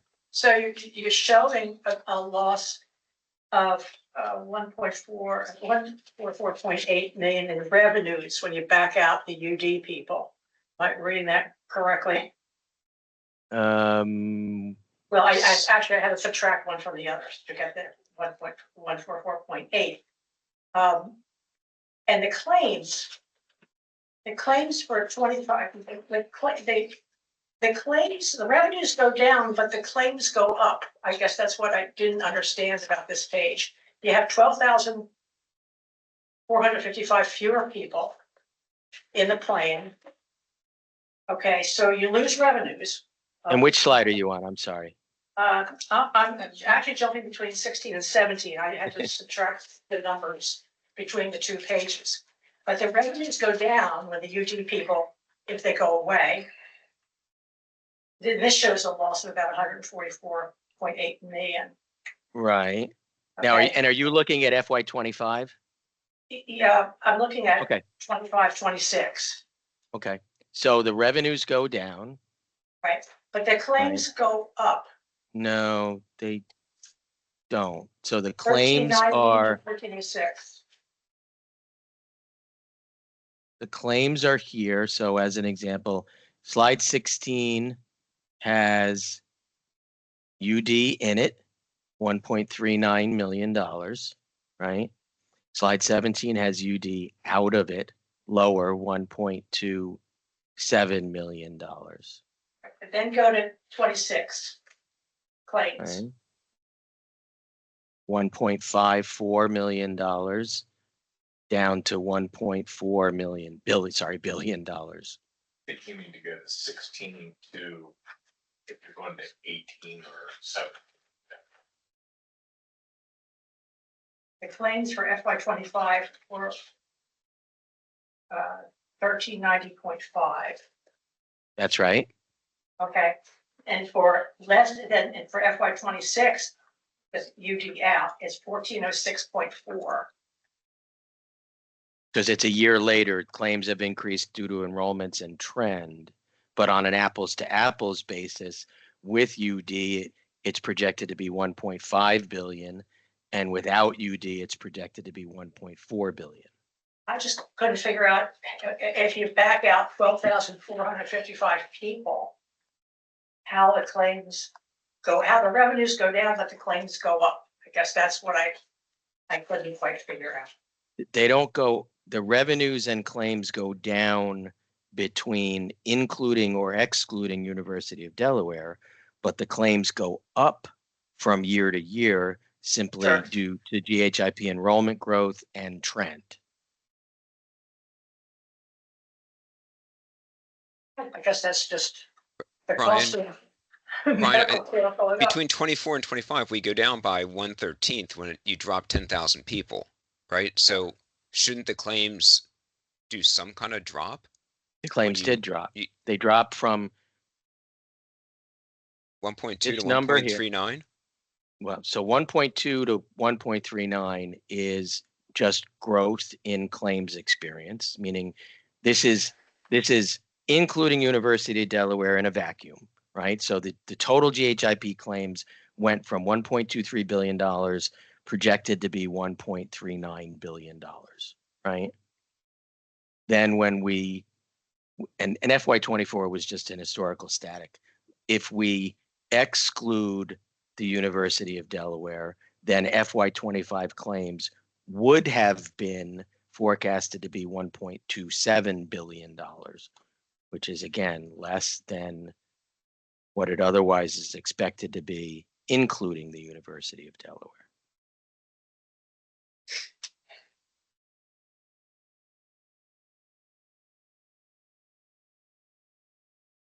I guess I agree. Both Karen and I were expecting to see a bigger decrease when you take 10,000 enrolled members out. Right, that was my So point. Paul, this is Jeff, if I can jump in, you gotta remember that the FY24 number you're looking at includes everybody. And the FY25 number you're looking at is minus the University of Delaware. If you wanted a linear connection, Brian would have to go back in FY24 and back out the University of Delaware. That hasn't happened here, and that's why that FY24 claims number on page 16 and 17 is It's the static. same. They don't have that data. See that? I mean, the reality of what we should be looking at here in terms of with UD, without UD, is really how we expect FY26 through FY28 to play out with or without the population.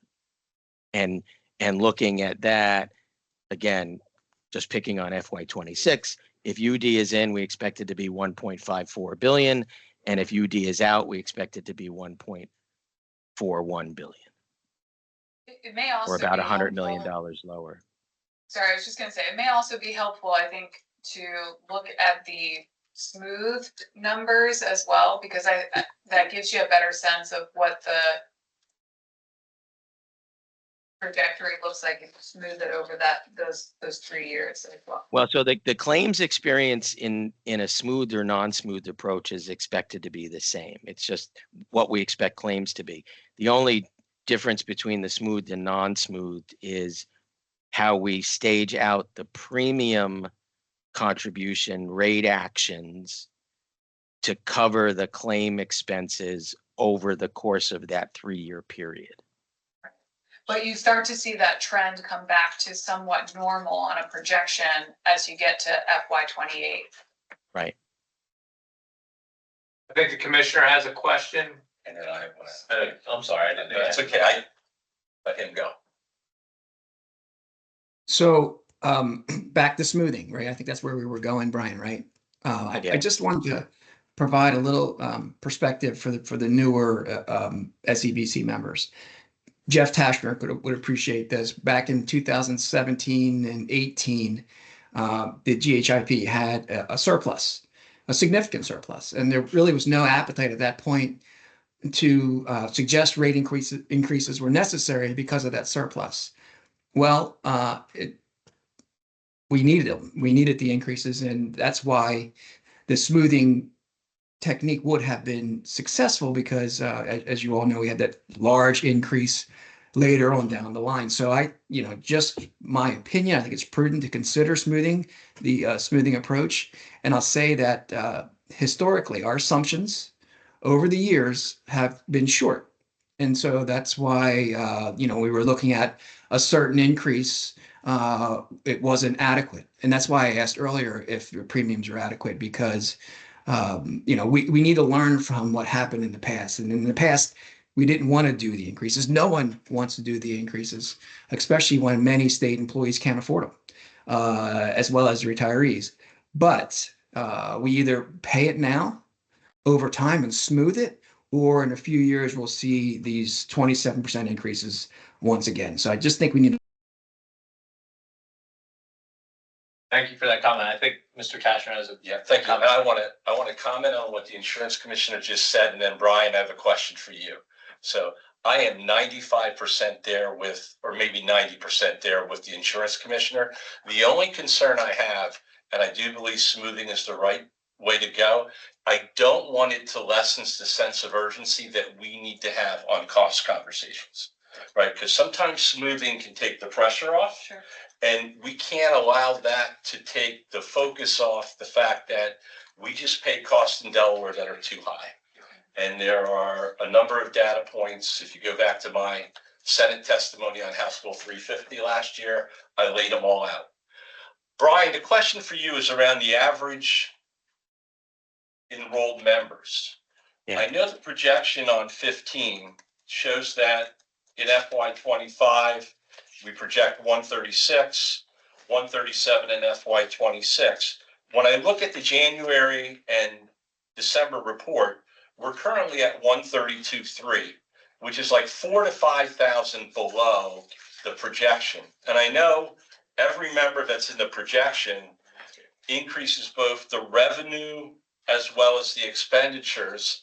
And my curiosity is the variance here significant enough that we should consider whether those assumptions on average enrolled members are they're not where we need to be. Maybe we should decrease them more towards our actual. So again, I'm looking at our two most recent reports. We're at 132,300, which is actually 132 below what the budget projection was. But when I look at our projections for the long term, we're 4,000 to 5,000 people above where we are currently. And the deputy OMB director and the OMB director have given us not a favorable picture in the future years. It's hard to imagine that we're going to see that kind of growth in plan participants. And curious if we could right size those projections and how that may or may not impact our long-term projections. Does that make sense? 100%. We do, at least on an ad hoc basis, sort of monitor enrollment counts. If you recall, historically, we had exhibits with enrollment counts, and we could certainly add them back in. In terms of forecasting, we're forecasting revenues based on reforecasted, call it current premium revenue contributions. And recall too that to the extent that headcount is light, premium revenue is light, but then so is claim experience, right? On the flip side, because it's fewer people generating claims. But absolutely, between now and the March meetings, we can take a deeper dive into enrollments and see if there needs to be any tweaking to both the revenue component and the expense component for that. And Brian, you've taught me a lot over the years, so I realize that every one of those 132,000 or the 4,000 to 5,000 difference is not somebody who's contributing. It could be a plan member and their dependents, but every one of the lives down below in claims is somebody that could be experiencing claims. And that's where I'm trying to figure out, is this variation that's here significant enough that it would be worth the exercise to recast the projection to see if it has any impact on the long-term forecasting. So I appreciate it. Yeah, totally understand. So I appreciate the lively discussion. I saw Mr. Baumbach just raise his hand. We're gonna try to wrap up this discussion because we have a couple more items I want to get to on the agenda. So, Mr. Oberly. Yeah, Bill Overly, I just wanted to reinforce Jeff's earlier comments, and I made similar comments at the outset of the meeting. I've served on this a subcommittee for the SCBC. I think Faith probably knows it by heart, but I think it's been 5 or 6 years. And we spend the predominant part of our meetings discussing how much more we're going to have to pay, as opposed to how can we begin to do some creative things that bend the cost curve. And the GLP one caught my attention here. And I know, Faith, correct me if I'm wrong, but I think the contract for the PBM is coming up, an RFP for the PBM. That is correct. We are Okay. about to enter year 5 in the upcoming plan year. And in earlier discussions with Faith, we do not have the latitude with our current PBM to seek out cheaper compounded alternatives for GLP-1 medications. And my thought process here, that is one area I think we as an SCGC could focus on in terms of designing an RFP that could significantly reduce the cost of GLP-1 drugs moving forward. So they're the sort of creative things that I would like to explore. Absolutely. We appreciate that input. Mr. Baumbach. Yeah, just real quick on the issue that Karen Peterson raised, and Brian, I think it's correct. The claims costs are generally going up around 11% a year. When you take 7 or 8% of the population out, that 10,000, it still goes up. It just goes up like 2 or 3% instead of 11%. So that's why it going up that was throwing us was because the normal rate was more than the percent of the population you were taking out with UD. Does that sound correct? I just want to ask one question, and it's probably directed to Faith. When are we expected to hear from UD as far as a decision on whether they're going to stay within the plan or they're going to exit the plan? We have asked for a firm decision by March 1st. That's a weekend, so we've given them till March 3rd. Okay, thank you so much. I'd like to lastly, I just real quick, unless there's one last thing that you wanted to I just want to say I like the smoothing. I like avoiding an upcoming to be expected double-digit increase on our covered people. So I like the smoothing approach. Thank you. Thank you for that comment. I wanted it out there as a topic of discussion. There's no actual vote as far as agreement to what methodology we want to adopt as a committee, but I want everybody to think about it between now and the next committee meeting to talk about these approaches and to kind of come to some consensus on that. All right. I think we're going to go to the next. We're going to skip over agenda item number 9 just because of time constraints, and we can move that to the next meeting. But we're going to go to agenda item number 10, contracting and request of proposals processes. So I'll turn it over to Willis Towers Watson for that. Thank you, Director Maxwell. Good afternoon, everyone. I'm Jacqueline Iglesias with Willis Towers Watson, and I'll be taking the group through a brief overview of the vendor contracting and procurement processes that are followed by the Statewide Benefits Office with some support from the WTW team, as well as provide an overview of some of the upcoming activities related to this topic, including what individual committee members will need to know and do for the remainder of this calendar year. So just moving right into the content here. So this is an overview of the contracting process. The State of Delaware Department of Human Resources, on behalf of the SEBC, enters into benefit contracts that are for an initial 3-year term with the option of renewing for up to 2 one-year periods. So when we think about the contracting process, it actually starts with an RFP, and each state benefit is marketed every 3 to 5 years to ensure the competitiveness of the terms of the contract on an ongoing basis. Now, we'll get into some more detail on the contracting phases on the next slide. But as we think about what happens when that 3-year term ends, the SBO will initiate the contract amendment process, reaching out to the given vendor with any requests for program changes, performance guarantee improvements, or reporting changes, with or without potential assistance from the WTW team. A couple of other items for you to be aware of are called out below.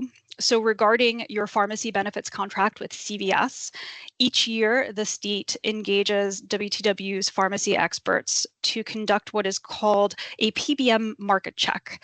And this basically validates the market competitiveness of certain key financial terms within the CVS contract.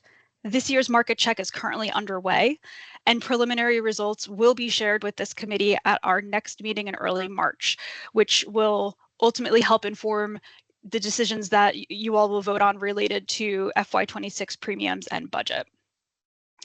A few other updates on FY26 premiums. So for the dental plan rates, those will be increasing by 3%.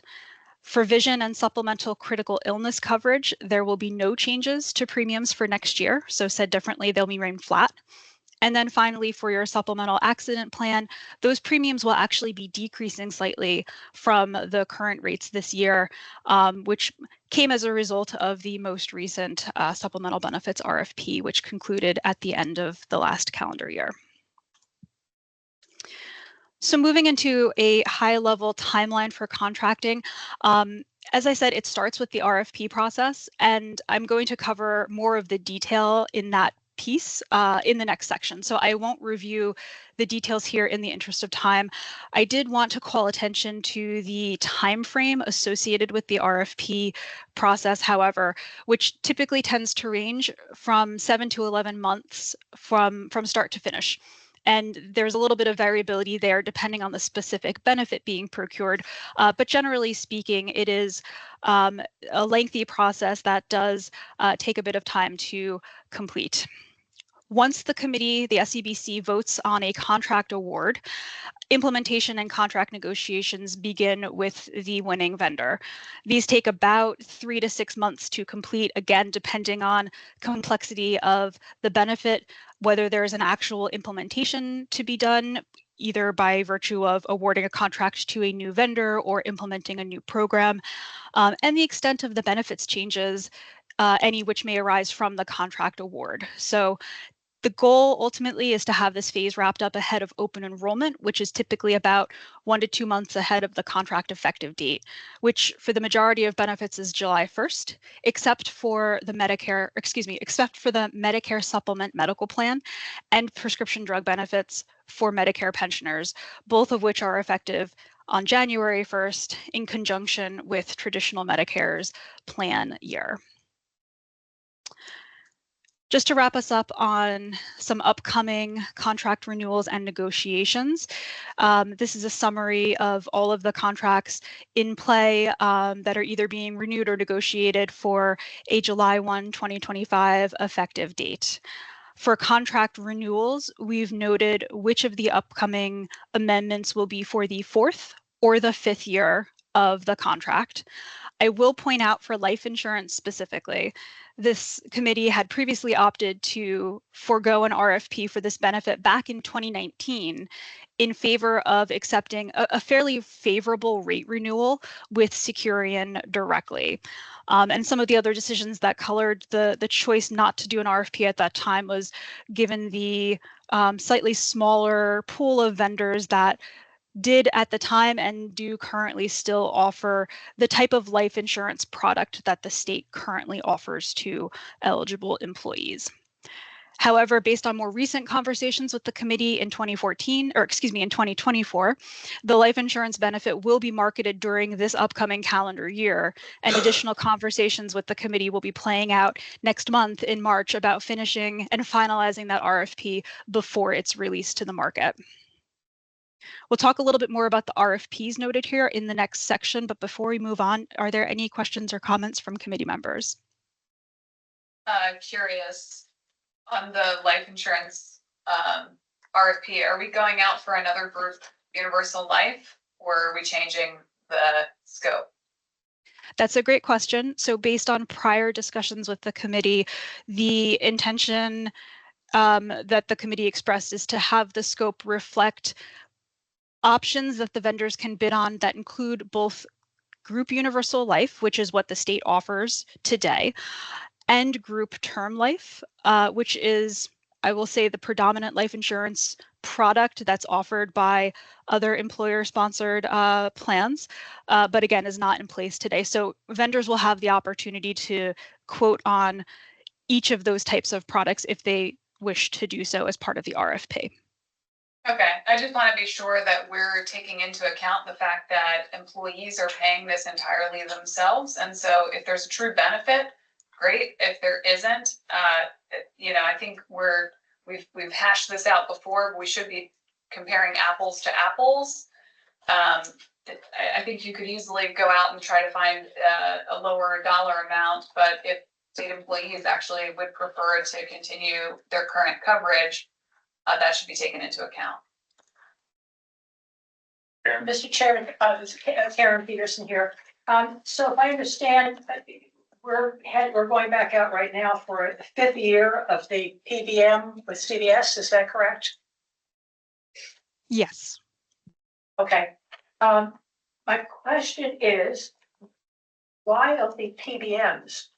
We know that 3 PBMs control what, 85% of the market, and that's a monopoly.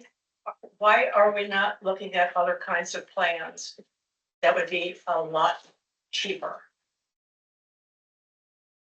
Like a reverse auction platform, or prescription drug affordability board, or cost plus drugs. I mean, you could go on Mark Cuban's site. I went on the other day and looked at some of my drugs that I take, like Zetia.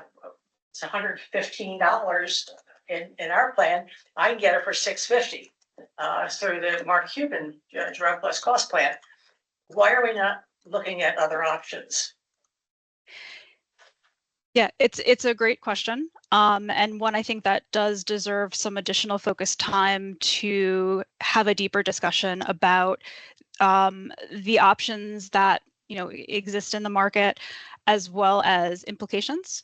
And I know coming up in an upcoming meeting, we will be having some additional dialogue about the scope of services that will potentially be included in an upcoming PBM RFP, which we can certainly include in that discussion, some of the considerations associated with just what you're speaking to about other options beyond the traditional big 3 PBMs, right?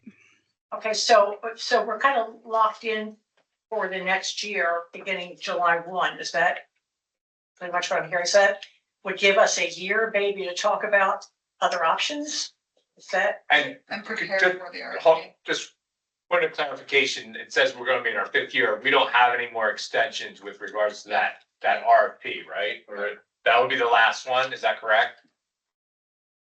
Correct. Okay, so we don't have enough time to do an RFP. Right. And this is the last renewal with the current structure that we have. So that is something we should add as part of our work plan to develop an RFP that would include other alternatives. So we'll be ready for the next. That is correct.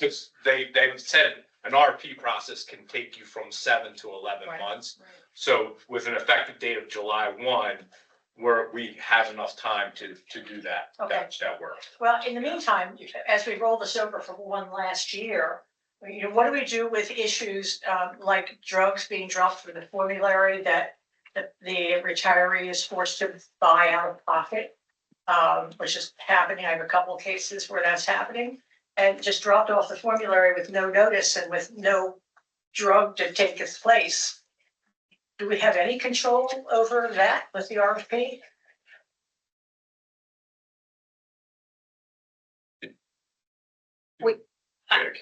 This is Director Renz from the statewide benefits office. We have limited ability to make those types of sweeping changes as part of a contract renewal. However, when we brief the committee at the next meeting in March, we plan to go over what was included and specific to the year 5 of the contract and the market check results that Jacqueline referenced, specific to the CVS contract. We are attempting to make some improvements based on feedback we've received from other SCBC members. But again, and we'll talk more about this as we talk about the scope for the upcoming PBM RFP.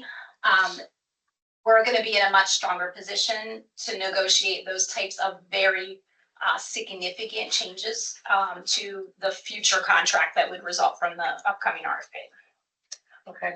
Now, if I send you these 2 cases that were sent to me, okay? Absolutely, yes. So please, committee members, again, this is Director Renz, if you have specific constituent or member concerns about the state drug benefits, please, reach out to myself or to Stephanie Hardis, and we will address those directly with the member. Yeah, because to add insult to injury, not only was she told that she had to pay for the drug out of pocket, which is $140 a month, but that she couldn't get it without Silver Script's permission.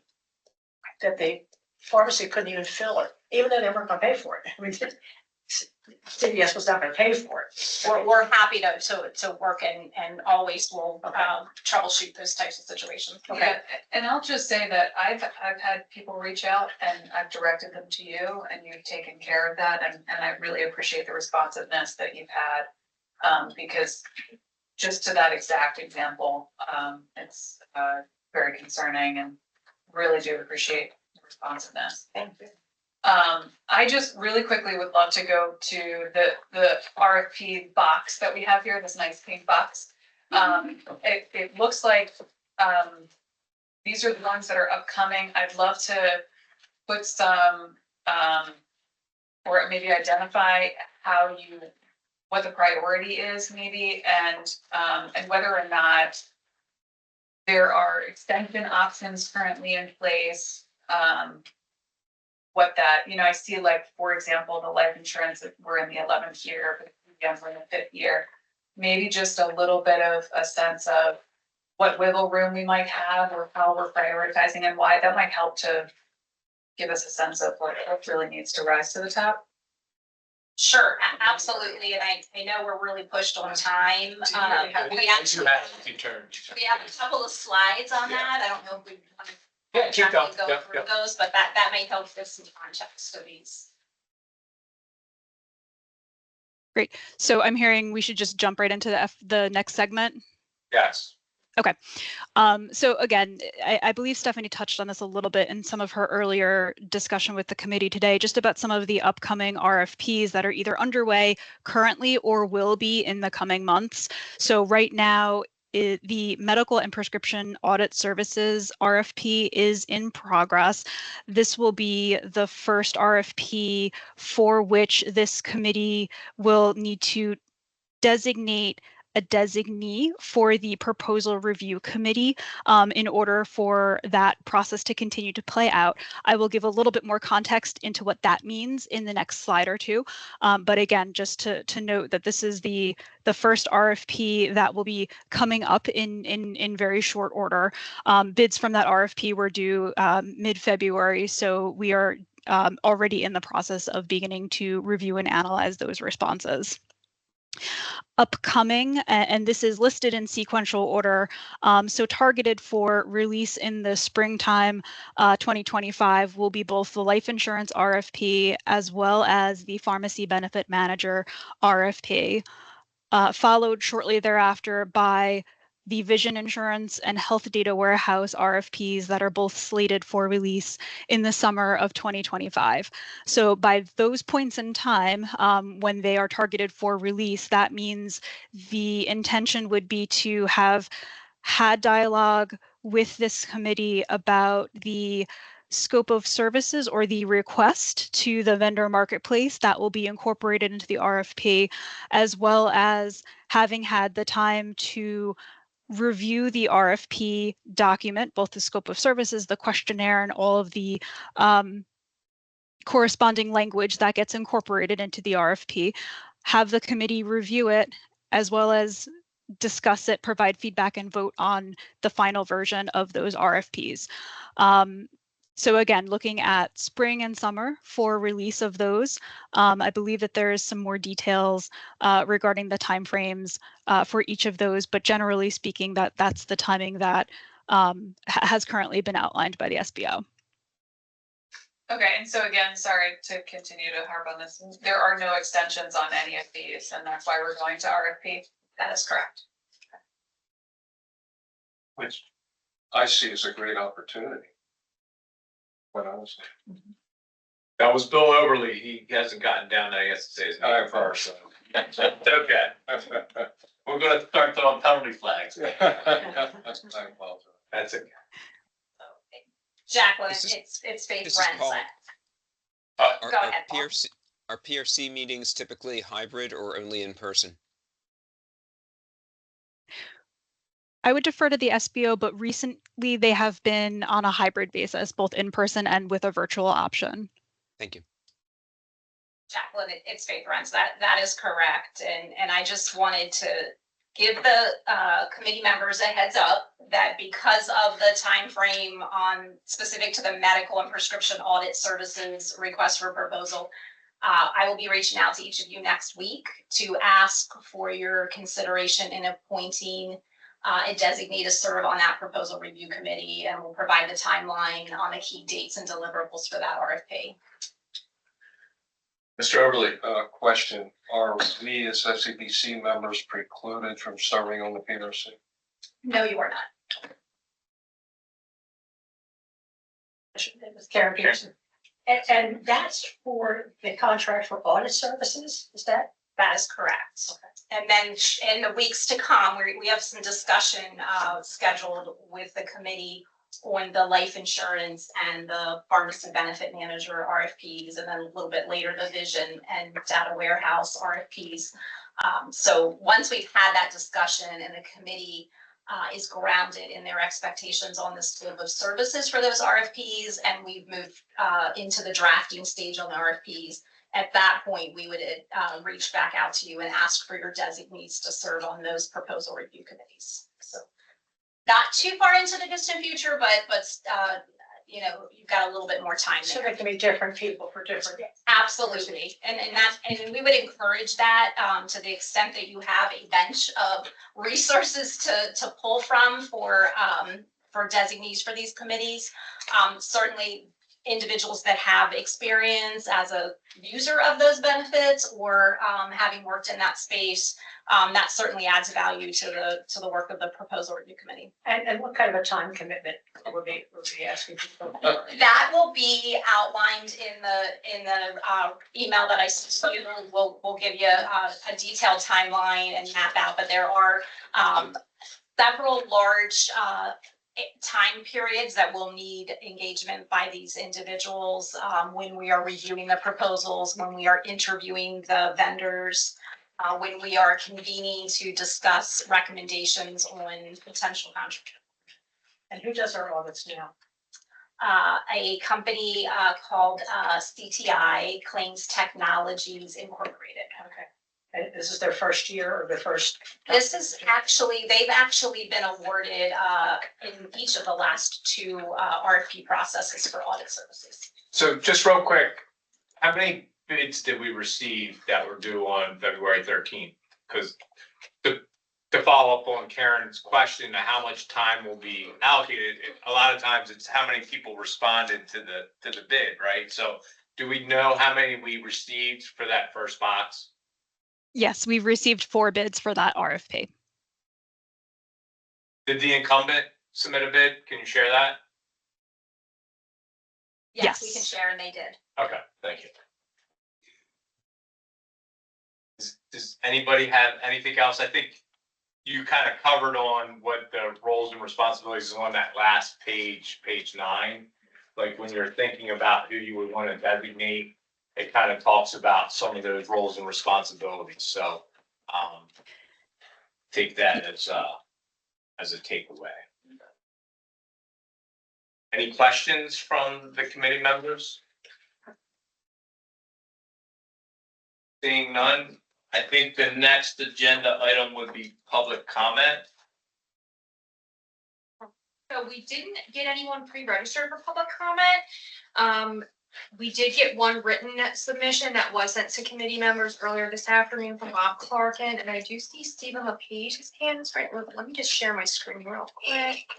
There we go. Is there anyone in the room first that wanted to make a comment? Anyone? I do not. Stephen Page? Yes, can you hear me? I can hear you. All right, thank you.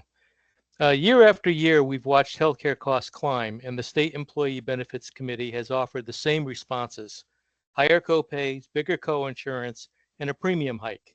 Just last year, premiums shot up 27%.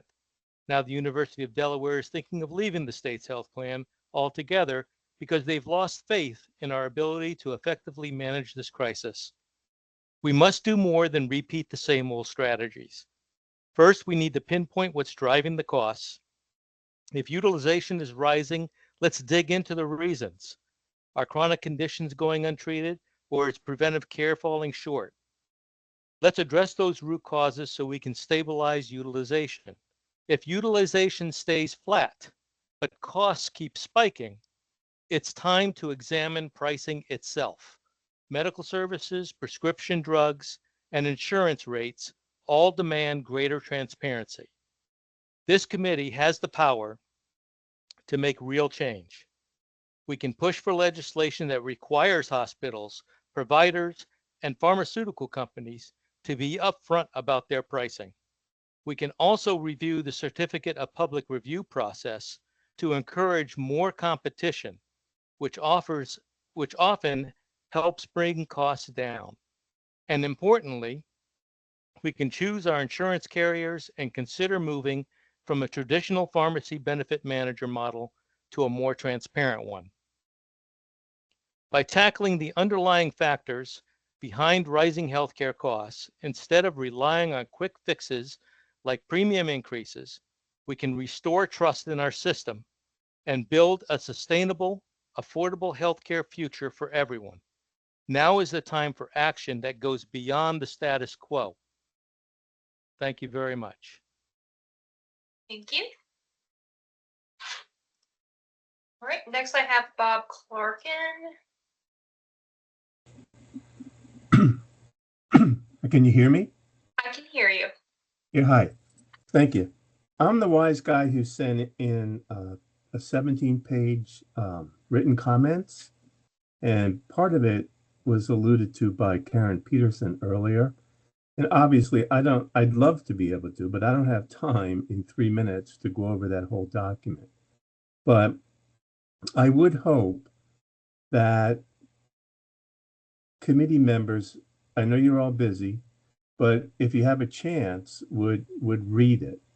Because I did spend a whole lot of time putting it together. And it's what things look like from the outside. It's me as a retiree, watching your meetings for the last 3 years, watching all the subcommittee meetings for the last 3 years, and spending a whole lot of time going through all of the fiscal documents that are made available to the public. So I think there's a lot of food for thought in there, and I think it's as near correct as it can be. And I know I'm not allowed to ask a question, but I do have a question. On page 3 of the SCBC responsibilities, it talks about the changes where the health care plan RFP will be voted on by the committee, and the RFP will be made public prior to the meeting. And the entire RFP, not just a summary of the scope of work, but the entire RFP. Now, in April and May, the pharmacy benefit manager RFP will be developed, and that will have to be voted on by the committee. And I'm hoping that a pharmacy benefit manager RFP is considered a healthcare plan RFP, because for us retirees, our prescription coverage is part of our health care. Thank you. Thank you so much. Is there anyone else that would like to make a public comment? Please raise your hand.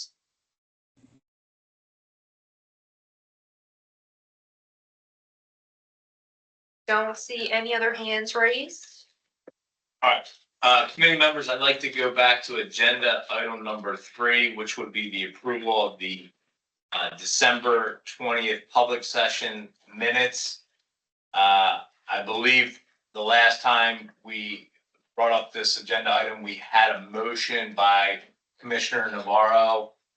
I'm looking for a second. Second by Treasurer Davis. All those in favor of the minutes, please say aye. Aye. Those abstaining, since they weren't actually members at the time, please signify by saying aye. Aye. Mr. Maxwell, I'm gonna vote yes because there's no need for me to abstain because I reviewed the committee meeting minutes and I'm able still to vote yes on them. Excellent. Thank you for that, Lieutenant Governor. Thank you. Are we good? All right. Can we also? I'm sorry, we need a second motion to approve the executive session meeting minutes. So moved. Actually, just like a point of order and maybe the deputy, I believe the practice is that we have to approve those in executive session, not outside of the executive session. We still have Deputy Attorney General Whalen on the line. I'm not aware of that limitation. That makes them public then. That makes them, the idea of executive session is you're in executive session because you're not doing it publicly. If you approve them here, you're now making them public. And executive session minutes, unless I'm totally off, typically we're not public, right, Faith? They're not. I would defer to DAG Whalen on that. And if she needs additional time before the next meeting, I'm happy to give her that. I just don't want to do something that's going to make minutes of an executive session that normally don't occur in public and therefore aren't public because we're voting before we have good legal advice. So I'd like to get the will of the committee as to, would they like to get Mr. Patchner's suggestion that we table this until the next meeting until we get further guidance from legal counsel. So move the table. Second. All those say aye. Aye. Aye. Those against? Those abstaining? Motion carries. All right, so I want to go to agenda item number 12, other business. I just want to note that as the state benefits office will be scheduling meetings for the remainder of the calendar year, the next few weeks. If any committee members have concerns with the current cadence of Friday afternoon meetings, they should inform Stephanie Hartus and Carol Mitt with regards to that. And that brings me to item number 13. Before I do that, under other business, what I would like to get is feedback from the committee. I want to be respectful of everybody's time. I realize we're at 4:20, which is 20 minutes past time. I definitely appreciate all the inquiries, but a lot of our time was spent on the financials, which the first meeting, a lot of time goes into that. But obviously, if there's stuff that we can address before the meeting to kind of limit that discussion a little bit, I would look for suggestions just out of respect for a committee member's time. So I look for that feedback. So item number 13, I seek a motion to adjourn. So moved. Second. Motion second to say aye. Aye. Everybody have a great weekend. Thank you so much.